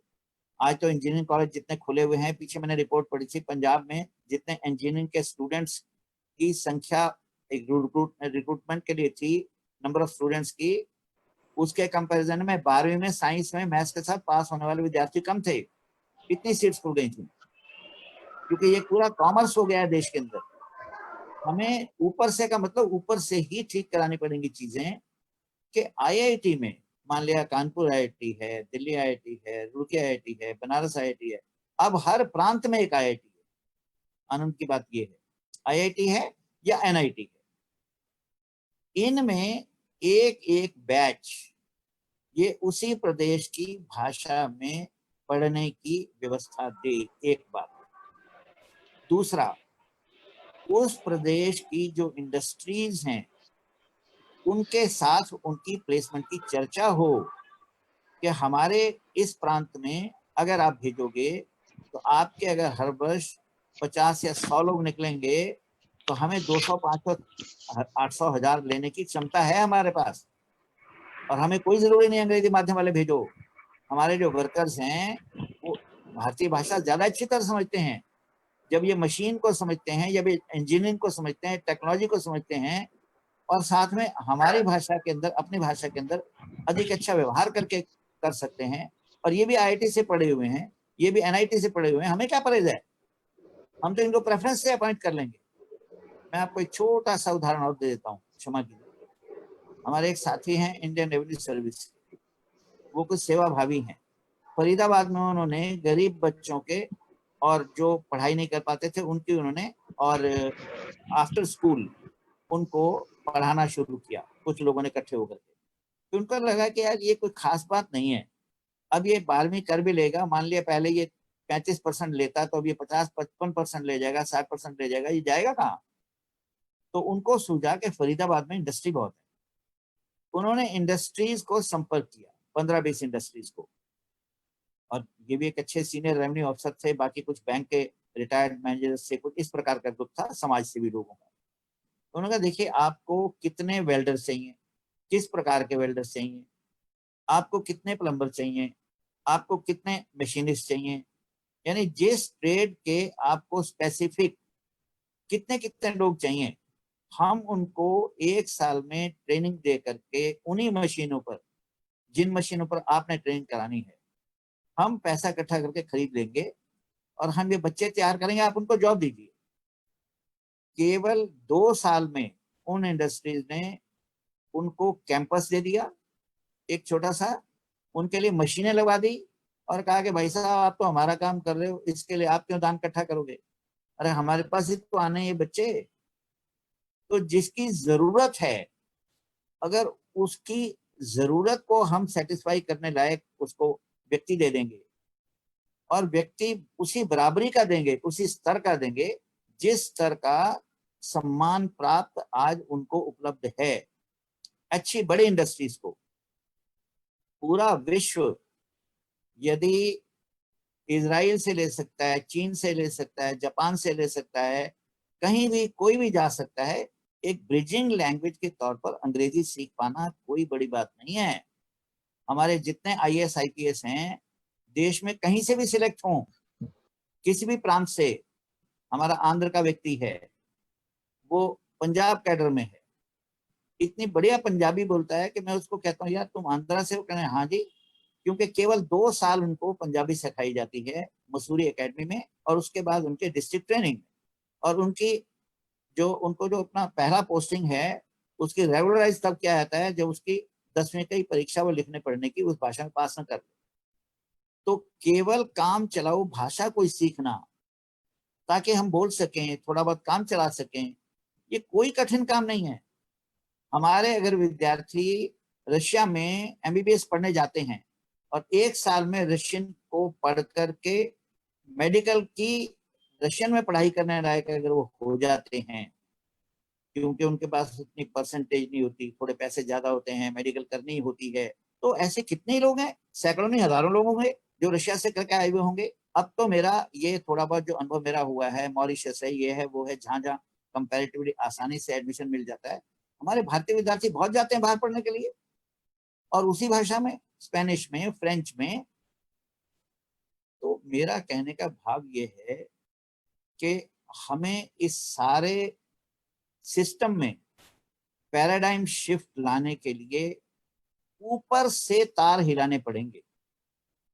अगर ऊपर से तार हिलने शुरू हो गए तो नीचे हमारे पास ऐसे मेधावी विद्यार्थी बैठे हैं जो उसी कॉम्पिटिटिव एग्जाम से पास होकर के, और टेल एंड पर ऐसे विद्यार्थी मिल जाएंगे जो कहेंगे उस प्रदेश में कि हाँ हमें तमिल में करने दीजिए, हमें आप कन्नड़ में करने दीजिए, हाँ हम करेंगे, हम मेडिकल कन्नड़ में करेंगे, हम इंजीनियरिंग तमिल में करेंगे, हम हिंदी में करेंगे, क्योंकि IIT से कर रहे हैं, हमें डिग्री तो IIT से मिलेगी, डिग्री में NIT से मिलेगी, MBBS की डिग्री हमें गवर्नमेंट कॉलेज से मिलेगी। तो अगर इस प्रकार की हम विंडोज खुलवा पाए किसी तरीके से, तो ये जितनी बातें हमारे संतोष चौबे साहब ने कही हैं, मैं उनका मतलब हृदय से उनकी प्रशंसा करता हूँ कि अकेले वो इस तरीके से इतना बड़ा प्रयास करते घूम रहे हैं, भाषा का एक पैशन अपने दिमाग में लेकर के। और ऐसे अगर हमें भारत में इस प्रकार के कुछ 20-50-100 लोग अगर खड़े हो जाएंगे तो, और खड़े हो जाएंगे। अब जैसे मैंने कुछ बातचीत की मेडिकल के लोगों से, जो IPS है और डॉक्टर है, उसका बड़ा भाई भी स्पेशलिस्ट है, इंग्लैंड से पढ़ के आया हुआ है, उसने कहा भाई साहब अंग्रेजी में ट्रांसलेट क्यों नहीं हो सकती बात भाई किताब। हमारे जो फला टीचर थे वो डाइसेक्शन पर उन्होंने एक हिंदी की पुस्तक लिखी हुई थी, या रामन, ये जो हमारे दिल्ली का कॉलेज है मेडिकल कॉलेज, और वो पुस्तक बांटते थे कि बेटा तुम्हें हिंदी में अंग्रेजी में समझ नहीं आ रहा होगा, इसको हिंदी में समझ के पढ़ लेना, कोई समस्या नहीं है। और वो उस समय लगे हुए थे। मुझे पता लगा डॉक्टर मुरली मनोहर जोशी जी बीएससी में फिजिक्स में हिंदी में पढ़ाना पड़ता था, उनको पढ़ाते थे ताकि समझने वालों को ये ना लगे कि मैं 7000 मील दूर की गंध जिस भाषा में से आ रही है मैं उसमें बोलूं, और वो उनको समझ पाते थे। एमएससी में अंग्रेजी में बोलने लगते थे। मेरा कहने का भाव ये है कि विषय ये नहीं है कि हम किताबें कैसे अब मुझे अभी ऑस्ट्रेलिया से एक मित्र का फोन आया, जब मैंने उससे बात की, उसने कहा हमारे यहाँ तो जो भी ऑर्डर निकलता है, ऑस्ट्रेलिया हालांकि अंग्रेजी भाषी है, 8 भाषाओं में ट्रांसलेट होकर के सब डिपार्टमेंट से चला जाता है। उसमें हमारी भारत की भी गुजराती भी है, हमारे भारत की एक आध 2 भाषाएं और भी हैं, चाइनीज भी है। तो जितने लोग उनके कर्मचारी हैं जिन भाषाओं के 8 भाषाओं के, स्वाभाविक रूप से कंप्यूटर ट्रांसलेट करके उनको भेज देता है। वो कहते हैं आज इतना बड़ा चैलेंज है। और मेरा कहना ये है कि मान लिया प्रारंभ में हमें तकनीकी जो शब्द हैं, जैसे वेंटिलेटर है आज, जैसे इंजेक्शन है, अब इनको अगर इंजेक्शन को इंजेक्शन लिख दिया, वेंटिलेटर को वेंटिलेटर लिख दिया, तो हमारी कौन सी मानहानि हो जाएगी। हम उसमें से रास्ते निकालें कि बच्चों को अंग्रेजी का हवा इसको फेस न करना पड़े। नहीं तो मुझे आईआईटी से पास हुआ आईएएस का विद्यार्थी, यहाँ आईएएस अधिकारी है, वो कहता है भाई साहब मैंने पहला आतंक प्रथम वर्ष आईआईटी में झेला, अंग्रेजी का आतंक झेला, अंग्रेजी का। क्योंकि वो एंट्रेंस दे करके तो पास हो गया आईआईटी के, परंतु जैसा चौबे जी ने कहा, या जैसा हम सबको जानकारी है कि वहां जाके कई बार तो वो आत्महत्या तक स्थिति पहुंच जाती है, और नहीं तो जो उसकी हालत बनती है वो खून के आंसू होता है। तो इतना बड़ा हमारा देश जिसकी जनसंख्या 135 करोड़ है, और 10 प्रदेशों की कम से कम 4 करोड़ से अधिक उनकी जनसंख्या है, और जनसंख्या 4 करोड़ से लेकर और 20 करोड़ तक रेंज कर रही है। हमारे से आधी जनसंख्या पर चीन को छोड़कर बाकी सारे देश हैं, और हम इतना भी अपना आत्मविश्वास नहीं जुटा पा रहे हैं कि कम से कम डॉक्टर भारतीय भाषा में बन सके, अपने प्रदेश की भाषा में बन सके, एक अच्छे मेडिकल कॉलेज से, एक अच्छे इंजीनियरिंग कॉलेज से, एक अच्छा एडवोकेट बन सके, पढ़ाई कर सके, एक अच्छा मैनेजमेंट एक्सपर्ट बन सके, एक अच्छा इकोनॉमिक्स का एक्सपर्ट बन सके। हमारे यहाँ से एक नेत्रहीन, सॉरी कहना चाहिए उसको प्रज्ञा चक्षु, वो आईएएस में गया, उसको बीए फर्स्ट ईयर में देखना बंद हो गया, और उसने कंप्यूटर से सीख लिया भाषा का उपयोग, और हिंदी माध्यम वाला था, वो प्रॉपर आईएएस में है, आज मध्य प्रदेश कैडर में है, कृष्ण गोपाल तिवारी उसका नाम है। 46 घरों के एक गांव से उत्तर प्रदेश से वो आता है, और बिल्कुल वहां के A1 आईएएस अधिकारियों में से उसका नाम है, और उसका विषय था इकोनॉमिक्स। उसने हिंदी माध्यम में पढ़ा, हिंदी माध्यम में परीक्षा दी। आज धीरे धीरे परिस्थिति ऐसी होती जा रही है, मुझे बहुत रोना आता है कि भारतीय भाषाओं के माध्यम से आप जनरल कैटेगरी के लोग अब आईएएस भी नहीं निकाल सकते, क्योंकि पर्याप्त मात्रा में आईआईटी के इंजीनियर्स, आईएम के ग्रेजुएट्स, पोस्ट ग्रेजुएट्स, या जो भी उनका एक डिग्री डिप्लोमा होता है, जो भी होता है, या डॉक्टर्स या चार्टर्ड अकाउंटेंट्स, इनकी इतनी भरमार हो गई है इस लाइन में कि भारतीय भाषाओं के यहाँ पर अगर मेधावी लोग हैं भी तो वो नहीं आगे निकल पाते, उनको आईएएस नहीं मिल पाता। अब सारे कारणों के केवल आईएएस पर अटक जाएं हम, ये मेरा कहने का विषय नहीं है। मेरा कहने का विषय ये है कि हम समय की गति को पहचाने। अंतिम बात कह करके मैं पूर्ण करूंगा अपनी बात। जब मेरी इस बार चर्चा उपराष्ट्रपति जी से हुई तो उन्होंने कहा कि भाई तुम जिस विषय को लेकर रो रहे हो, मेरे से ज्यादा कौन रोता होगा। मैं तो साफ कहता हूं कि जो हमारी मातृभाषा है वो हमारी आंखें हैं, अंग्रेजी तो सिर्फ ऐनक है। और आंध्र प्रदेश का उन्होंने मुझे उदाहरण दिया कि आंध्र में इस बार अब से 6 महीने पहले सरकार ने तय कर दिया कि सभी सरकारी स्कूलों में पहली कक्षा से पढ़ाई तेलुगु में कराई जाएगी। और कहने के जब मुझे पता लगा तो मैंने कही बात कहाँ तक पहुंची है, तो पता लगा कि 3 महीने का नोटिस दे दिया गया डिपार्टमेंट को कि जो लोग तेलुगु में पढ़ाते हैं उनकी ट्रेनिंग कराइए और वो अब पहली कक्षा से अंग्रेजी माध्यम में पढ़ाएंगे, और उसी प्रकार से 3 महीने के अंदर किताबें तैयार करिए। खैर लोग कोर्ट में चले गए, कोर्ट में स्टे मिल गया, वो काम रुक गया, मगर स्थिति कहाँ तक पहुंच रही है। और बात वहीं लाकर मैं रोक रहा हूं जो अनिल जी ने भी कहा कि भाई अगर आगे भविष्य मेरे बच्चे को जिस भाषा में नहीं मिलना तो मैं उस भाषा में 12वीं तक भी क्यों पढ़ाऊंगा। अगर मेरी साहित्य में रुचि नहीं है, अगर मेरी उस भाषा से भी ऐसा लगाव नहीं है, तो मैं किस लिए। तो मैं अपनी बात को यहाँ पूर्ण करता हूँ, परंतु इसमें इतनी बात मैं और कहना चाहूंगा। संतोष चौबे जी की बात में एक बिंदु आया था कि आगे कैसे करें और क्या करें, इस पर हमारी चर्चा होनी चाहिए। और अगर ये मेरी बात ठीक लगती हो तो मैं अनिल से निवेदन करूंगा कि एक ग्रुप ऐसा बना दें, क्योंकि आज का विषय तो आपने सीधा सीधा ये रख दिया है कि उच्च शिक्षा एवं भारतीय भाषाएं, तो मैंने तो केवल उसी विषय पर बोला है।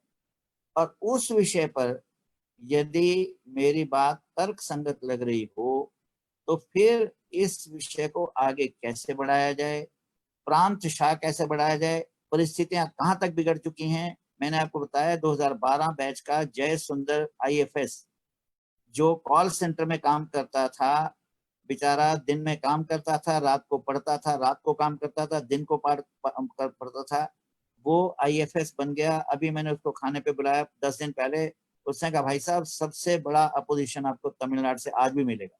मैंने कहा किस लिए भाई, हम तो कह रहे हैं तमिल में पढ़ाओ ना, मेडिकल डॉक्टर। तुम कहने लगे नहीं, वहां कोई तमिल में पढ़ना नहीं चाहता।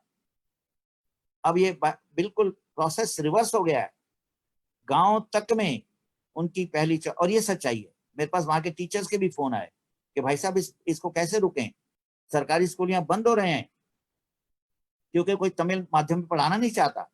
तो उसने कहा मेरे साथ 35 लोगों ने ज्वाइन किया था 2012 बैच में मसूरी में तमिलनाडु से, और 12 में से 3 या 4 ऐसे होंगे जो ठीक प्रकार से तमिल लिख सकते होंगे, और शायद 4-5 ही ऐसे होंगे अगर कहा जाए कि 5 मिनट खड़े होकर के तमिल भाषा में बोल लो, भाषण दे दो तो दे दें। यानी आप समझ नहीं रहे भाषा को स्थिति कहां तक पहुंच गई है।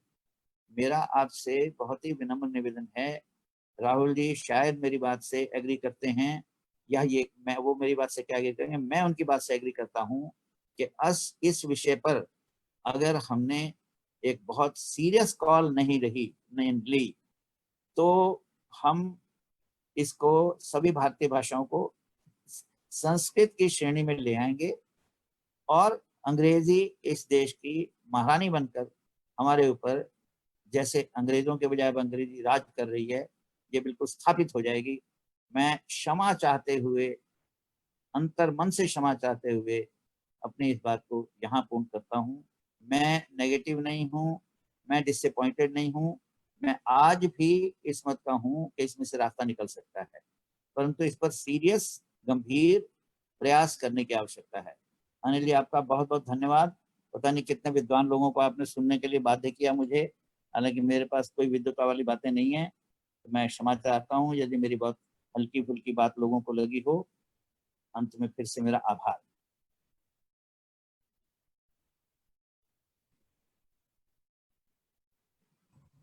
धन्यवाद संतोष जी।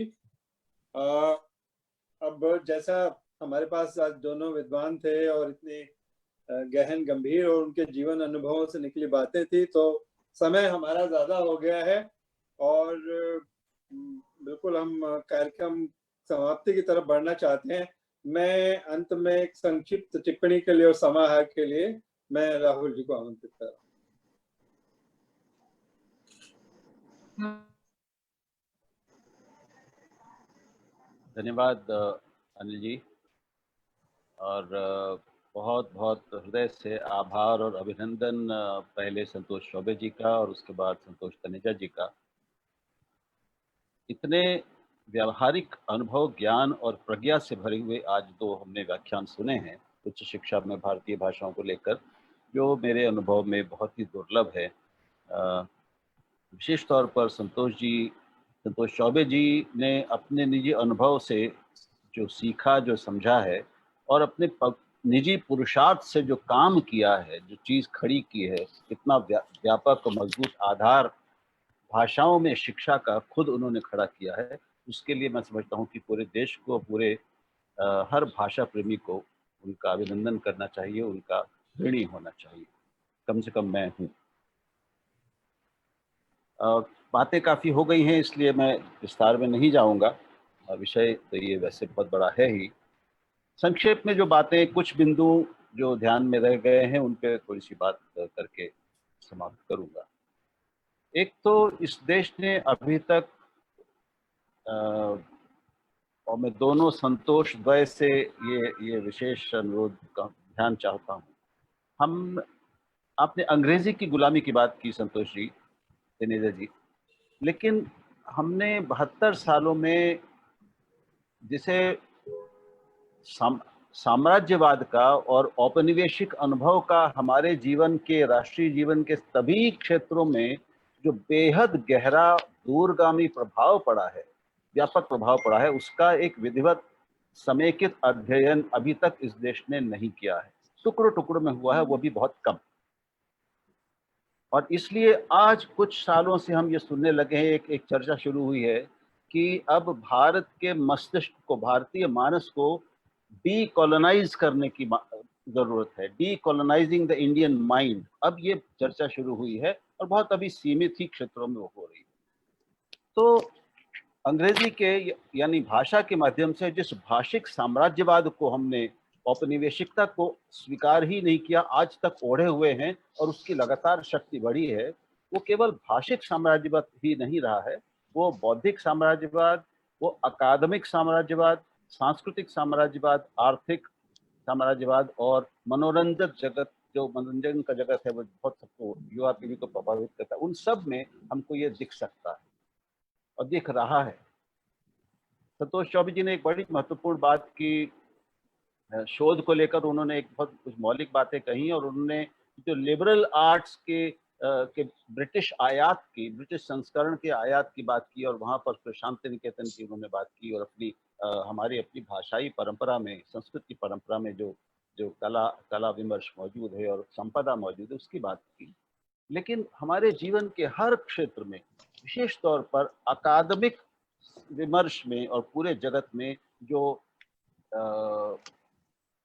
अंग्रेजी साम्राज्यवाद है, यानी पश्चिमी साम्राज्यवाद जो इस भाषा के माध्यम से आया है, वो अब तकनीकी साम्राज्यवाद भी हो गया है, वो वैज्ञानिक साम्राज्यवाद भी हो गया है। और हमारा जो सारा हम अधिशासन जिसको कहते हैं, गवर्नेंस का, उसका ढांचा और उसका दर्शन और उसके तौर तरीके, ये सब लगभग आयातित हैं और उसी व्यापक बौद्धिक साम्राज्यवाद के हिस्से हैं। इसको हमने अभी तक ठीक से समझा नहीं है, इसका अध्ययन नहीं किया है, और ये विश्वविद्यालयों में इसको अनुभव करने की, इसके अध्ययन की जरूरत है। ये तो एक बड़ा कारण है। दूसरी बात, मैंने जो थोड़ी खोज की तो उसमें मैंने पाया कि इस देश में भाषा और समाज नामक बेहद महत्वपूर्ण प्रश्न पर गंभीरतम चर्चा और मंथन कब हुई। ऐसे देश में जो दुनिया में अपनी भाषिक विविधता के लिए प्रसिद्ध है, जिसको उसकी संपदा और शक्ति मानते हैं हम, उसके पास आज तक 72 साल में कोई भाषा नीति नहीं बनी। आज भी हमारे पास कोई भाषा नीति नहीं है भारत के पास। न राज्यों के पास अपनी भाषाओं को बचाने की कोई नीति है, न केंद्र के पास सारी भारतीय भाषाओं को लेकर कोई नीति है। भाषा नीति नाम की चीज ही अस्तित्व में नहीं है, और आश्चर्य कि वो 72 साल इसको हो गए, इसकी जरूरत महसूस नहीं। आपको ये जानकर आश्चर्य होगा कि जो अंतिम उच्चतम स्तरीय वैचारिक मंथन भाषा और समाज के संबंधों को लेकर हुआ था इस देश में, वो शिमला के उच्च शिक्षा संस्थान में 1967 में हुआ था, 1967। उसकी एक इतनी मोटी रिपोर्ट 1969 में प्रकाशित हुई, और उसमें देश के जो सभी क्षेत्रों के जो शीर्षतम, श्रेष्ठतम विद्वान थे, चिंतक थे, भाषाविद और दूसरे लोग थे, चिंतक थे, वो उसमें शामिल हुए थे। पूरे एक हफ्ते तक, 7 दिन तक वो विमर्श चला था, और उसकी एक बहुत अद्भुत रिपोर्ट ये बनी थी।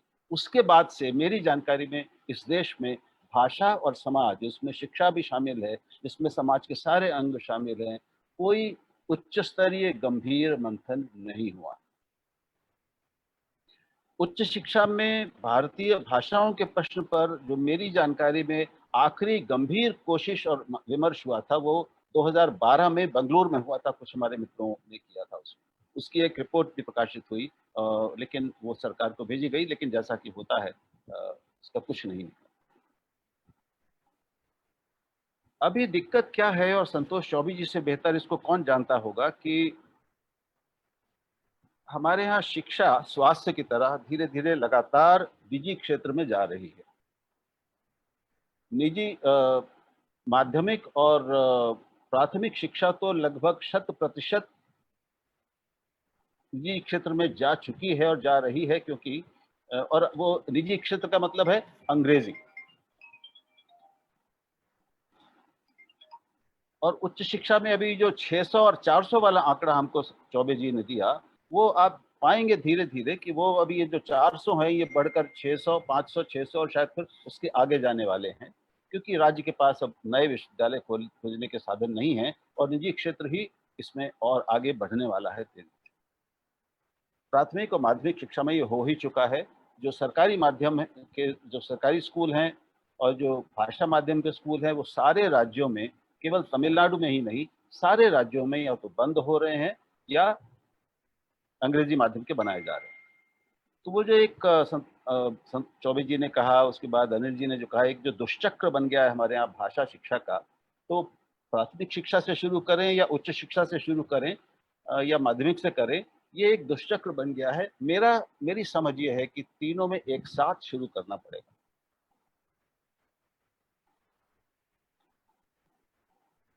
उन्नीस 1940 में, यानी जब जापान अपना पुनर्निर्माण कर रहा था, उस समय तक वहां पर एक या दो तकनीकी विश्वविद्यालय थे जो जहां सारी शिक्षा अंग्रेजी में होती थी।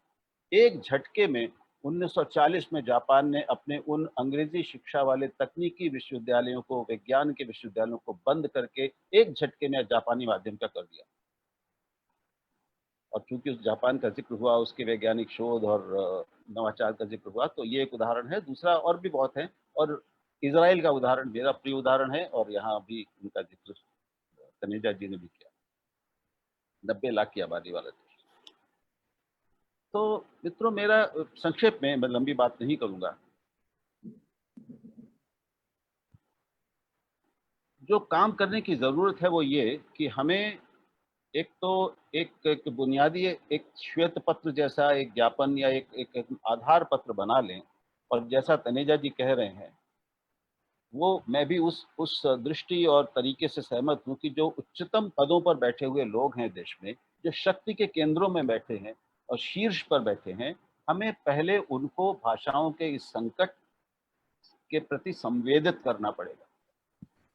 मैं आपको अपने 4 साल संसद में बैठने के अनुभव से बता सकता हूँ, जो अभी 2015 से 2019 तक मैं 4 साल बैठा हूँ वहाँ पर, और मेरा काम ही वहाँ पे सांसदों के लिए विविध राष्ट्रीय महत्व के मुद्दों और विषयों पर कार्यशालाएं आयोजित करना था, श्रेष्ठतम विद्वानों और विशेषज्ञों को बुलाकर। हमारी संसद को भी, हमारे चुने हुए प्रतिनिधियों को, हमारी विधानसभाओं को भी अभी भाषा संकट और भाषा के इस पूरे प्रश्न का कोई इल्म ही नहीं है, उसका कोई आभास नहीं है। जो अंतिम कार्यशाला मैंने आयोजित की थी, मैं आपको तनेजा जी बताना चाहता हूँ, वो उसका विषय ही ये था, भारतीय भाषाओं का संकट। और ये मैं दुख के साथ आपको बताना चाहता हूँ कि उसमें सिर्फ 4 या 5 सांसद आए थे, लगभग 750 सांसदों की हमारी राज्यसभा लोकसभा को मिलाकर हम 4 या 5, वो भी पूरा समय नहीं बैठे।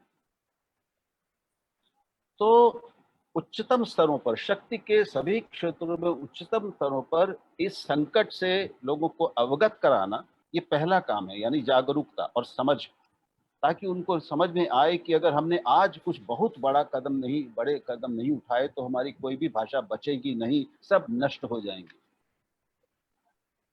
और उसके बाद दूसरी चीज मैं कहूंगा कि, और संतोष चौबे जी, आप दोनों ही, संतोष जी इतने समर्थ हैं कि उच्च शिक्षा में यानी विश्वविद्यालयों के स्तर पर कुलपतियों के साथ एक कम से कम 2 या 3 दिन का गंभीर मंथन करने की जरूरत है, जिसमें सारी भाषाओं के लोग हों और वो अपनी अपनी भाषा के मामले में उच्च शिक्षा में गंभीर मंथन करें और उससे कुछ रास्ते निकालें।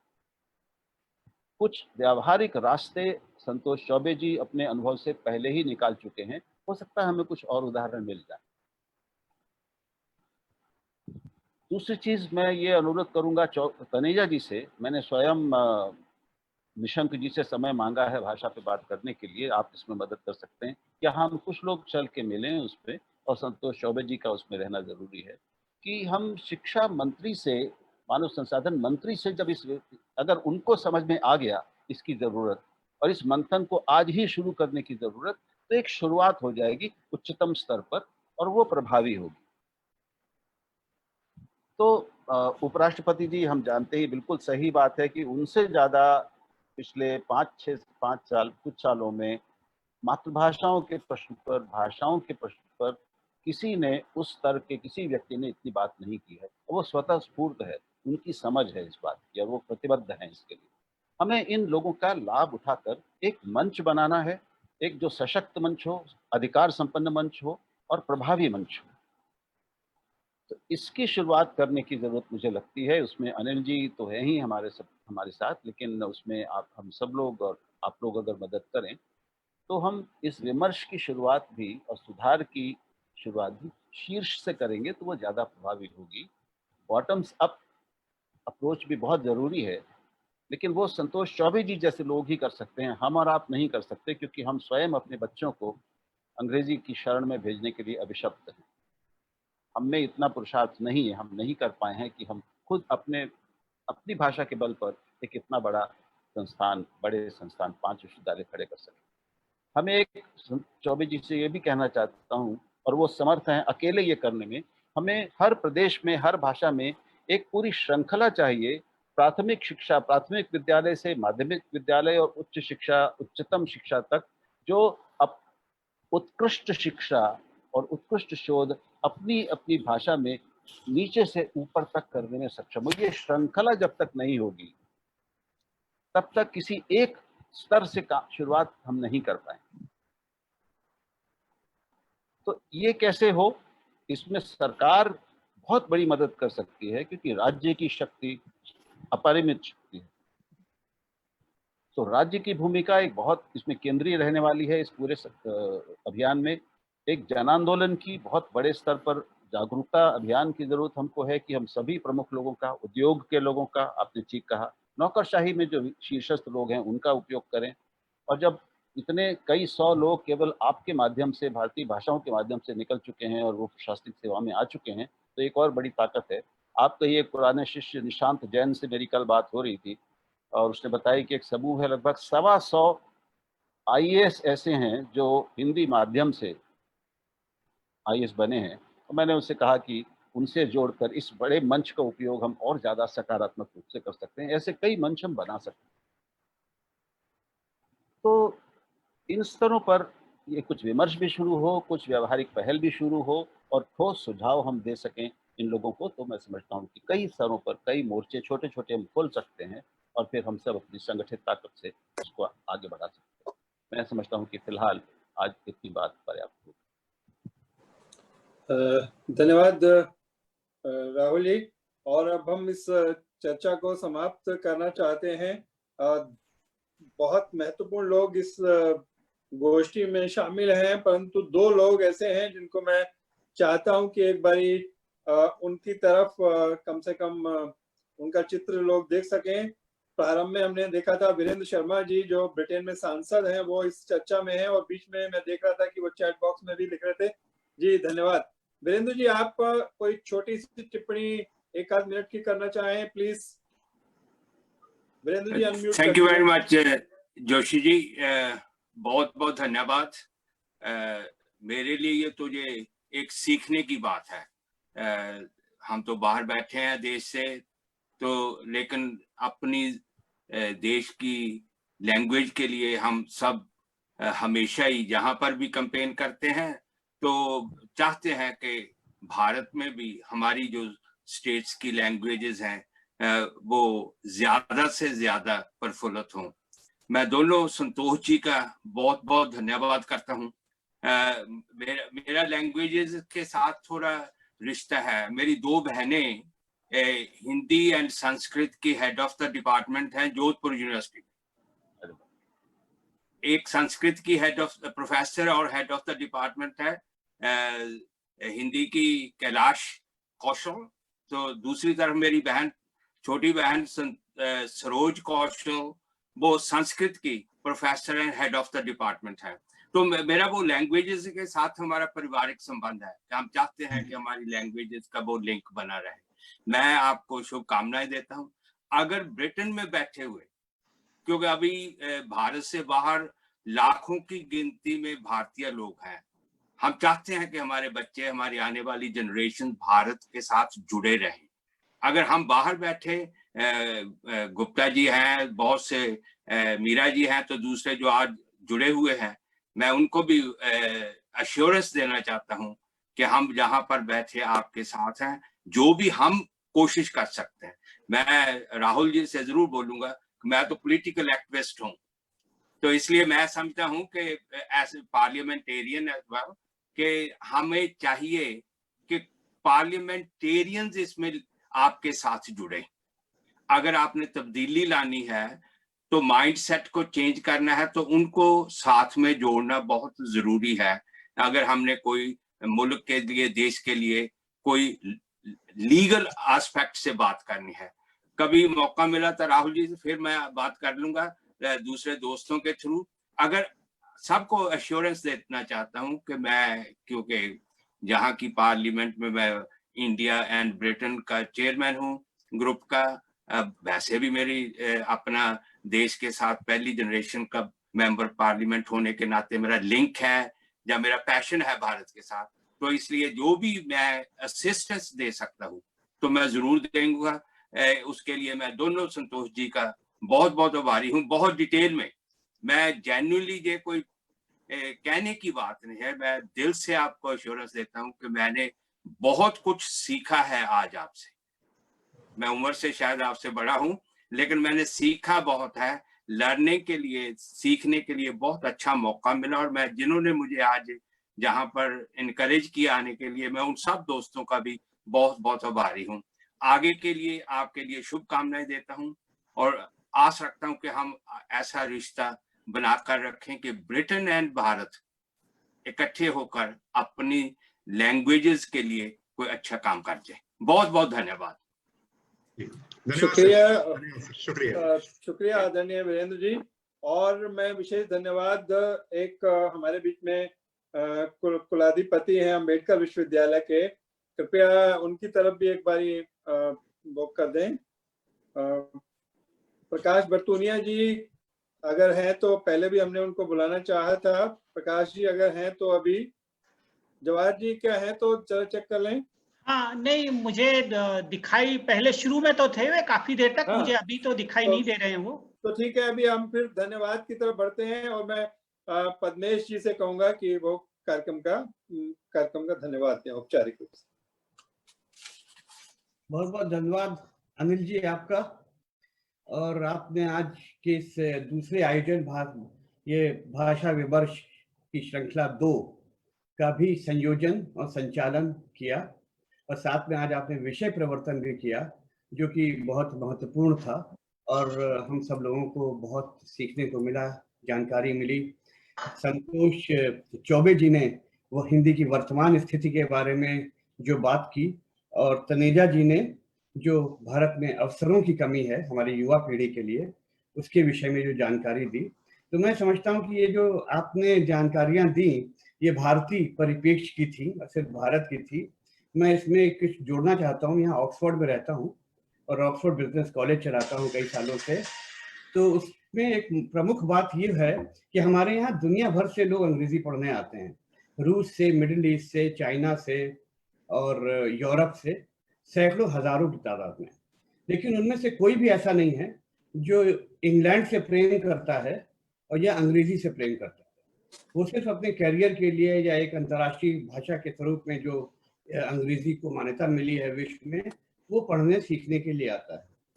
लेकिन आज विश्व में जो हजारों लाखों की संख्या में हिंदी पढ़ रहे हैं, भारतीय मूल के या विदेशी मूल के विद्यार्थी, वो हिंदी इसलिए पढ़ रहे हैं कि वो भारत से प्रेम करते हैं, वो भारतीय संस्कृति से जुड़ना चाहते हैं, वे भारत को जानना चाहते हैं। तो इसलिए ये अगर हम अंग्रेजी और हिंदी या किसी भारतीय भाषा और अंग्रेजी का कंपैरिजन करें तो उसमें हम बहुत भारी बैठते हैं, और ये बहुत महत्वपूर्ण बात है। इसके साथ ही मैं जवाहर कर्नावट जी का भी बहुत बहुत आभारी हूँ कि आपने कार्यक्रम की जो आज परिचय स्वरूप में दिया, और साथ में दुनिया भर से जो लोग आज जुड़े हुए हैं, आप सबका बहुत बहुत आभार और धन्यवाद। वीरेंद्र शर्मा जी ने भी एक सांसद होने के नाते बहुत अच्छी बात कही, जो जैसे राहुल जी ने कही कि वहाँ पे 4 ही 5 सांसद आए थे भाषा के उस कार्यक्रम में, कार्यशाला में। तो वीरेंद्र शर्मा जी, मैं आपसे ये आग्रह करता हूँ कि जब यहाँ भारत से कोई भी सांसद या मंत्री आए या आप भारत जाएं उनसे मिले तो आप हिंदी या पंजाबी में ही बात करें, तो शायद तो कहीं ना कहीं कोई हमारे भारत के जो शीर्ष लोग हैं, जैसा राहुल जी ने कहा, कि उनकी मानसिकता को बदलने की भी बहुत आवश्यकता है। इन शब्दों के साथ आप सबका बहुत बहुत आभार, और दुनिया भर से बहुत लोग आए हुए हैं, और मैं विशेष आभार, मुझे अवसर मिला ही है तो मैं पिताजी को भी दे दूं, दाऊ जी गुप्त को। उनसे अरे वाह वाह, कार्यक्रम के आधा घंटे पहले 15 मिनट पहले एक बार दिखा दें उनको, एक बार दिखा दें दाऊ जी को जरा। वो ऐसे आ गए कि वो फादर्स डे के लिए हम दोनों बात कर रहे थे, तो मैंने कहा मुझे जाना है अभी, वो हिंदी समन्वय समिति की जो मीटिंग थी उसके बाद 10-15 बोले पापा जी बोले मुझे भी लिंक भेज दो, मैं भी तुमको देख लूंगा कम से कम उतनी देर, और सबसे मिल लूंगा। हमारी तरफ से एक मिनट मैं सबको बताना चाहूंगा आप म्यूट कि दाऊ जी हिंदी की बहुत बड़ी विभूति हैं, और शायद ही इस समय कोई भी ऐसा व्यक्ति हो जो कि जिसने सारे विश्व हिंदी सम्मेलन 1975 से लेकर आज तक उसमें भागीदारी की हो। तो हमारे दाऊ जी आज हमारे बीच में हैं, दाऊ जी को हम प्रणाम करते हैं और उनका अभिनंदन करते हैं। जी बहुत बहुत धन्यवाद। हमारे बीच में नारायण जी भी रहे, नारायण जी का भी धन्यवाद। राम भट्ट जी जर्मनी से हैं, प्रोफेसर हैं, उनका धन्यवाद। और भी सभी लोगों का जो हमारी इस गोष्ठी में है उनका आभार।